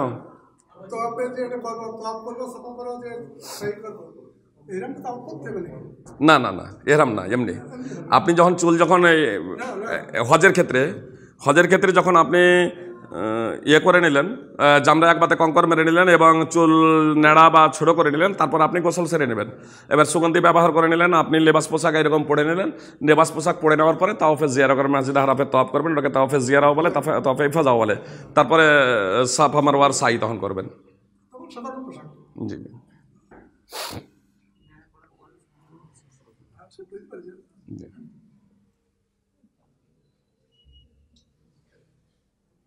আর কিছু?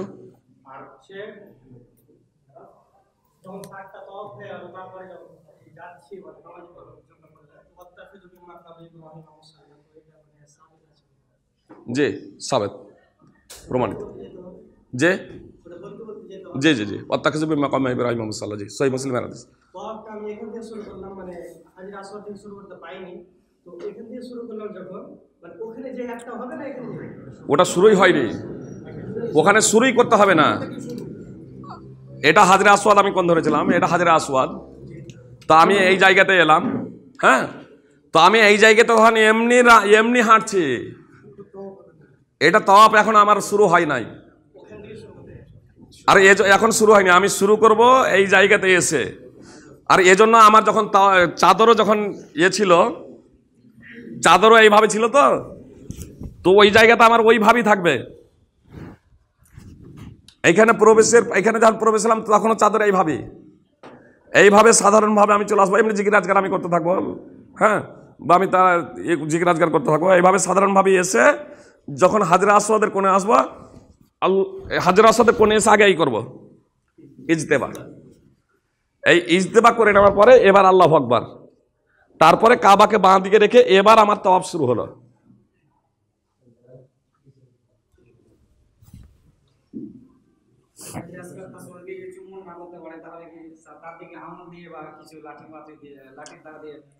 আঙুল দিয়ে ইশারা তো ডাইরেক্ট হাত দিয়েও করা যায়, আঙুল দিয়েও করা যায়, ইশারা তো হাত দিয়েও করা যাবে, কিন্তু হাতকে চুম্বন দেওয়া যাবে না।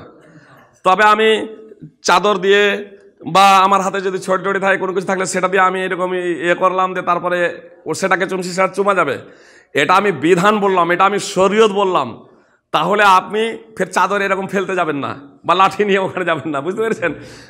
তখন যেহেতু ফাঁকা ছিল, লোকজনের সংখ্যা কম ছিল, এজন্য সেটা তখন সম্ভব যে একটু ফাঁকা পয়সা দূর থেকে হয়তো একটু লাঠিটা দিয়ে দিল, যে সেটা দিয়ে এরকম করে নিল। আর এখন যে আপনি লাঠি দিতে যাবেন, তো এটা সম্ভবই না। কারো হয়তো চোখে লাগবে কিন্তু পাথরে লাগবে না। আপনি যে চাদর ফেলবেন কারো চোখে লাগতে পারে কারো, কিন্তু ওই হাজরে আসওয়াদের ওখানে গিয়ে পৌঁছাবে না।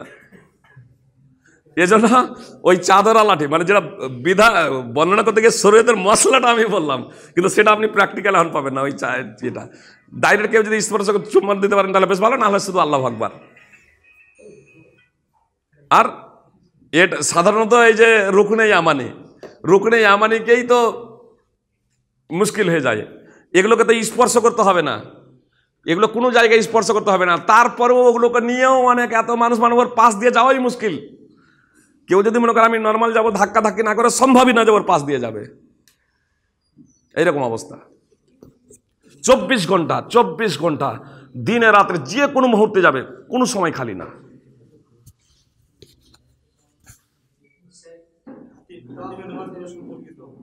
যে হাতিমের ভিতরে নামাজ পড়তে পারেন, কোনো অসুবিধা নেই, ওটা তো কাবারই অংশ। যেমন কাবার ভিতরে নামাজ পড়া যায়, হাতিমের ভিতরে নামাজ পড়া যায়। তাহলে নামাজ পড়া, বুঝতে পেরেছেন? যেমন হাজরা আসওয়াদকে চুম্বন দেওয়া ডাইরেক্ট, এটা হচ্ছে সুন্নাত। একটা জিনিস জেনে রাখবেন, হাজরা আসওয়াদকে চুম্বন দেওয়াটা হচ্ছে সুন্নাত। কাবার ভিতরে নামাজ পড়ার হচ্ছে সুন্নাত। ভিতরে তো দরজা বন্ধ থাকে, কিন্তু হাতিমটা খোলা থাকে, ওখানে নামাজ পড়াটা হচ্ছে সুন্নাত। আর কাউকে কষ্ট দেওয়াটা হারাম। সুন্নাত আদায় করতে গিয়ে যাতে হারাম কাজ না হয়, এই জিনিসটা আমাদের লক্ষ্য রাখতে হবে। সেখানে পুরুষ মহিলা ইসলামী বিধান সম্পর্কে অবগত নয় তো, একবারে এত ধাক্কা ধাক্কি কল্পনার বাইরে। অসুস্থ মানুষ থাকলে মানে আমাদের ইন্ডিয়াগুলো সহজে পারবে না, সবাই ইন্দোনেশিয়া, মালয়েশিয়া, বেশিরভাগ সব ওরাই এত ধাক্কা ধাক্কি আর এরকম থাসাথাসি হয়, সম্ভবই না।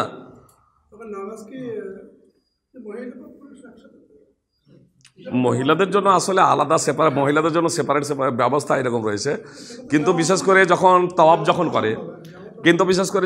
যখন করে অতটা মেনটেনে, এতগুলো লোকের ভিড়ে অতটা মেনটেন করা এরকম সম্ভবপর হয়ে ওঠে না। কিন্তু আছে ব্যবস্থা, সেপারেট ব্যবস্থা আছে। মসজিদে নববী তো আছেই, ওখানে তো মাশাআল্লাহ কোনো সমস্যা হয় না। কিন্তু মসজিদে হারামে এসে বিশেষ করে তওয়াব এটা ওটা করতে গিয়ে ওই ডিসিপ্লিনটা মেনটেন করা সম্ভবপর হয়ে ওঠে না। তাহলে ব্যবস্থা আছে, অনেকটাই মেয়েদের জন্য একদম সেপারেট ব্যবস্থা আছে। বিশেষ করে যারা নামাজ পড়ার জন্য যায়, তখন মেয়েদের জন্যই ওখানে দাঁড়ায়, মানে পুরুষরা ওখানে ঢুকতে দেওয়া হয় না, জায়গা আছে। জি জি,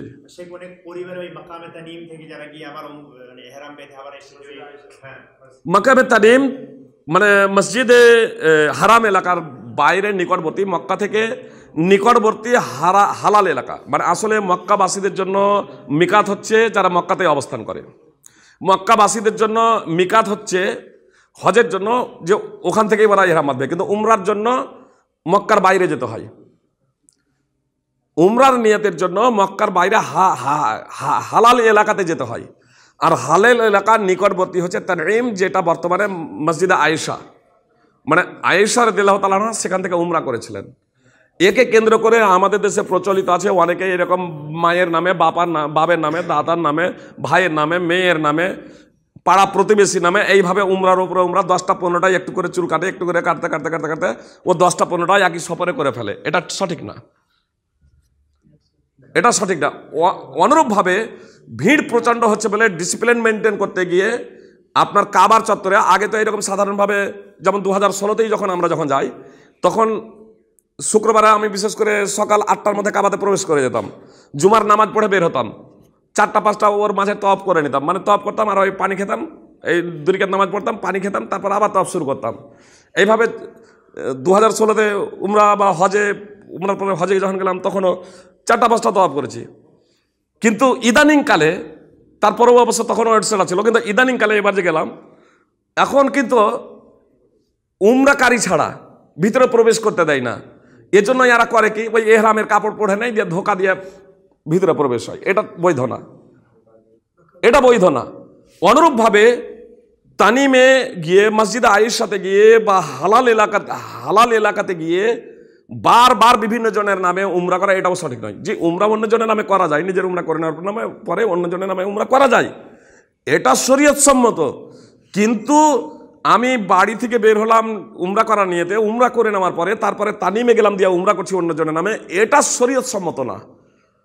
বলবেন যে তাহলে আয়েশা কেন করলেন? আয়েশা করেছেন। আয়েশা রাদিয়াল্লাহু তাআলা আনহা উমরার নিয়তে মক্কায় প্রবেশ করেন। মক্কায় প্রবেশ করে তিনি ঋতুবতী হয়ে যান, ফলে তার উমরা হয়নি, উমরা করা তার হয়নি। যখন হজ সম্পাদন করে সবাই যখন ফিরে আসছেন, তখন মা আয়েশা রাদিয়াল্লাহু তাআলা আনহা আল্লাহ রসুলকে বলছেন যে, আল্লাহ রসুল, সব উমরা আর হজ করে যাচ্ছে আর আমি কেবলমাত্র উমরা করে। তখন আল্লাহ রসুল সাল্লাল্লাহু আলাইহি সাল্লাম তার এই কথা শোনার পরে আব্দুর রহমান বিন আবি বকর মানে আয়েশার ভাইকে বললেন যে, একে তানিমে নিয়ে যাও, দিয়ে একে উমরা করিয়ে নিয়ে এসো। তানিমে নিয়ে যাও, দিয়ে উমরা করিয়ে নিয়ে এসো। এবার আয়েশাকে তানিমে নিয়ে গিয়ে উমরা করিয়ে নিয়ে এলেন। যদি সেটা সার্বিকভাবে সকলের জন্যই প্রযোজ্য হতো, তাহলে আব্দুর রহমান তো আয়েশার সাথে সাথে তানিমে গেলেন, তাহলে কি আব্দুর রহমানও উমরা করতেন না? যে ওর সাথে তোকে ঘুরতেই হচ্ছে, অথচ আয়েশার আব্দুর রহমান তিনি উমরা করছেন না। এই জন্য শেখ ইবনে উসাইমিন রাহিমাহুল্লাহ বলছেন যে সেই জায়গা থেকে এইভাবে করাটা এটা ঠিক না। তাহলে কাদের জন্য এখন সেটা কি প্রযোজ্য নয়? হ্যাঁ, এখন প্রযোজ্য। কাদের জন্য? যাদের অবস্থা মা আয়েশার মতো হবে, অর্থাৎ যে সমস্ত আমার মা এবং বোন উমরার জন্য গিয়েছে আর উমরার জন্য যাবার পরে উমরা সম্পাদন হয়নি, তাদের ঋতু হয়ে গেছে, মাসিক হয়ে গেছে, তাহলে তারা তখন সাধারণ অবস্থায় থাকবে। যখন পবিত্র হয়ে যাবে তখন তারা তানঈম থেকে অথবা হারাম এলাকার বাইরে গিয়ে উমরার নিয়াত করবে, এহরাম বেঁধে আপনার উমরা সম্পাদন করবে। তাদের জন্য এটা বৈধ, আমাদের সকলের জন্য না। পুরুষের জন্য তো নয়, এবং অন্যান্য মহিলার সার্বিকভাবে তাদের জন্য না। যাদের অবস্থা কেবলমাত্র মা আয়েশার মতো হবে তাদের জন্য এটা বৈধ। বলেন। হুদুদে আরাফা, এই হুদুদে আরাফা নিয়ে অনেকে ওই মসজিদ থেকে করতে গিয়ে বেরিয়ে হুদুদে আরাফার মধ্যে প্রথম থাকতে হবে, সেটা বিষয়ে হুদুদে আরাফাটা করতে হবে। হুদুদে আরাফাতে কিছুক্ষণ অবস্থান করতে হবে। আমি বললাম দিনে যাওয়াটা এটা হচ্ছে সুন্নাহ। হুদুদে আরাফাতে 9 যুলহিজ্জা দিন যে শেষে রাত্রে হলেও হুদুদে আরাফাতে থাকতেই হবে। কেউ যদি হুদুদে আরাফায় যদি পদার্পণই না করে, বুঝতে পেরেছেন, কেউ যদি হুদুদে আরাফায় আরাফার মাটিতে কেউ যদি পা না দেয়, তাহলে তার হজই হবে না সেই বছর, 1 বছর অপেক্ষা করতে হবে। আপনার 9 যুলহিজ্জা দিনে অবস্থান করেনি, অথবা 9 যুলহিজ্জা আরাফার দিন সূর্য অস্তমিত হওয়ার পরেও রাত্রেও সে পৌঁছায়নি আরাফার মাঠে, তাহলে তার হজ বাতিল, সেই বছর আর হজ হবে না। আর দিনে যদি কেউ যদি আরাফার মাঠে যদি পৌঁছে গেছে, সূর্য ডুবার আগেই যদি চলে আসে, তাহলে দম দিতে হবে। আমি বললাম মানে সূর্য ডুবার পরে পর্যন্ত তাকে অপেক্ষা করতে হবে। কিন্তু কোনো ব্যক্তি যদি সূর্য ডুবার আগে যদি না পৌঁছাচ্ছে, কোনো কারণে সূর্য ডুবার পরেই যদি পৌঁছাচ্ছে, তাকে দম দিতে হবে না। এক কথায় সূর্য ডুবা পর্যন্ত আরাফাতে থাকা, সূর্য অস্তমিত হয়ে যাওয়া পর্যন্ত আরাফাতে থাকা, এটা হচ্ছে ওয়াজিব। আর আরাফার মাঠে পৌঁছানো দিনে অথবা রাতে, এটা হচ্ছে রুকন।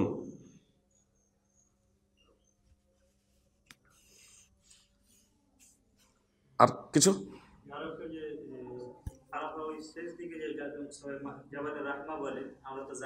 জি জি আপনার জাবালে রহমাতে গিয়ে অনেক সময় মাটি চুম্বন করা, উমুক এটা ওটা, জেনে রাখবেন যে চুম্বন করা বা উমুক এটা ওটা এসবগুলো বেদাতের অন্তর্ভুক্ত। জি, ওসব কোনো কিছু নয়। জাবালে রহমাত আপনি সেই জায়গাতে যান, বা আরাফার মাঠে যে কোনো জায়গাতে গিয়ে আল্লাহ তাআলার কাছে কেবলামুখী হয়ে প্রার্থনা করুন, বাস।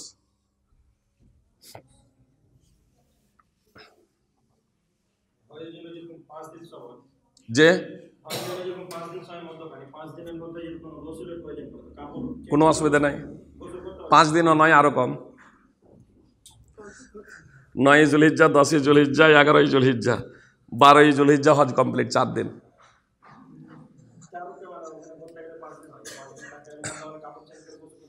জি, কেউ কথায় গোসল যদি ফরজ যদি হয়, আপনি গোসল করবেন। গোসল ফরজ না হলেও আমি যদি মনে করি যে আমি ইহরামের কাপড় পরিবর্তন করব, কোনো সমস্যা নাই। আপনাকে বললাম তো, আপনি ইহরামের কাপড় পরিবর্তন করতে পারেন, কোনো সমস্যা নেই। যেটাতে আপনি ইহরাম বেঁধেছেন সেটাই পরে থাকতে পারবেন না। আর ইহরাম এটা তো হচ্ছে একটা পোশাক, এটা ইহরাম না। ইহরাম হচ্ছে হৃদয়ে সংকল্প করা, এটাকে ইহরাম বলে, এটা হচ্ছে রোকন। আর মিকাত থেকে ইহরাম বাঁধা, এটা হচ্ছে কি ওয়াজিব। আর যদি না থাকে তাহলে পুনরাবৃত্তি আবার করে দিচ্ছি বিষয়টা। উমরার রুকন হচ্ছে 3টে। এহরাম মানে ইহরামের কাপড় না, এটা তো হচ্ছে সুন্নাহ। এহরাম মানে হৃদয়ে সংকল্প করা, লাব্বাইকা উমরা। মসজিদ হারামের তাওয়াফ, সাফা মারওয়ার সাই, এই তিনটা হচ্ছে রোকন, কম্পালসারি। এগুলো ছেড়ে দিলে কিন্তু বাতিল হয়ে যাবে একটা ছুটে গেলে। ওয়াজিব হচ্ছে দুটি, মিকাত থেকে ইহরাম বাঁধা, মিকাত থেকে ইহরাম বাঁধা মানে যেটা নিয়াতটা যেটা করবো হৃদয়ে সেটা যাতে মিকাত থেকে হওয়া চাই, আর চুল ন্যাড়া করা অথবা ছোট করা। হাজার তামাত্ম করছি, টাইম যদি অল্প থাকে তাহলে আমরা চুল ছোট করে নেবো, এটাই হচ্ছে মুস্তাহাব।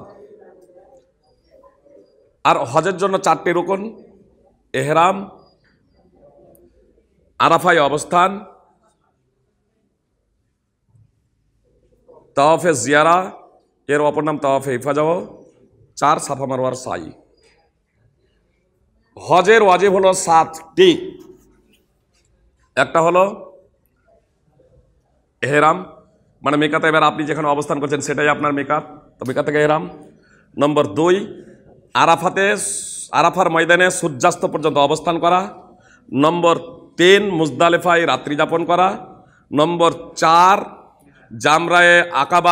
জামরাতে কঙ্কর মারা, জামরাগুলোতে কঙ্কর মারা। নম্বর 5, চুল ছোট অথবা ন্যাড়া হওয়া। আর নম্বর 6 বিদায়, এই নম্বর 6 আপনার মিনাতে রাত্রি যাপন। নম্বর 7 বিদায়ী তওয়াফ। আর হজ্জে তামাত্তু করার জন্য আপনার 8টা হয়ে যাবে, কিন্তু হজ্জে ইফরাদে যেহেতু ওটা নেই জন্য অনেকেই 7টা বলে, কিন্তু আসলে হজ্জে তামাত্তু যারা করছে তাদের জন্য 8। আপনার কুরবানি, হজ্জে কেরানের জন্য কুরবানি। তো আমরা হজ্জে তামাত্তু করবো ইনশাআল্লাহ। আল্লাহ তাআলা আমাদেরকে মুহাম্মদ সাল্লাল্লাহু আলাইহি সাল্লামের পদ্ধতি তথা পদ্ধতি অনুযায়ী হজ করতে হবে।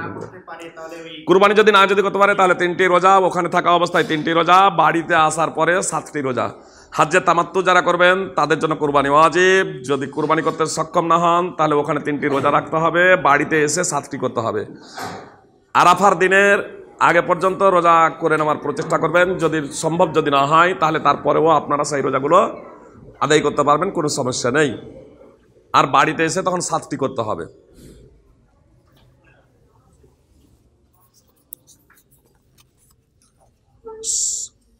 এখানেই তাহলে সমাপ্ত করছি। আল্লাহ তাআলা আমাদেরকে পবিত্র কোরআন ও সুন্নাহ অনুযায়ী হজ করার তৌফিক দান করেন।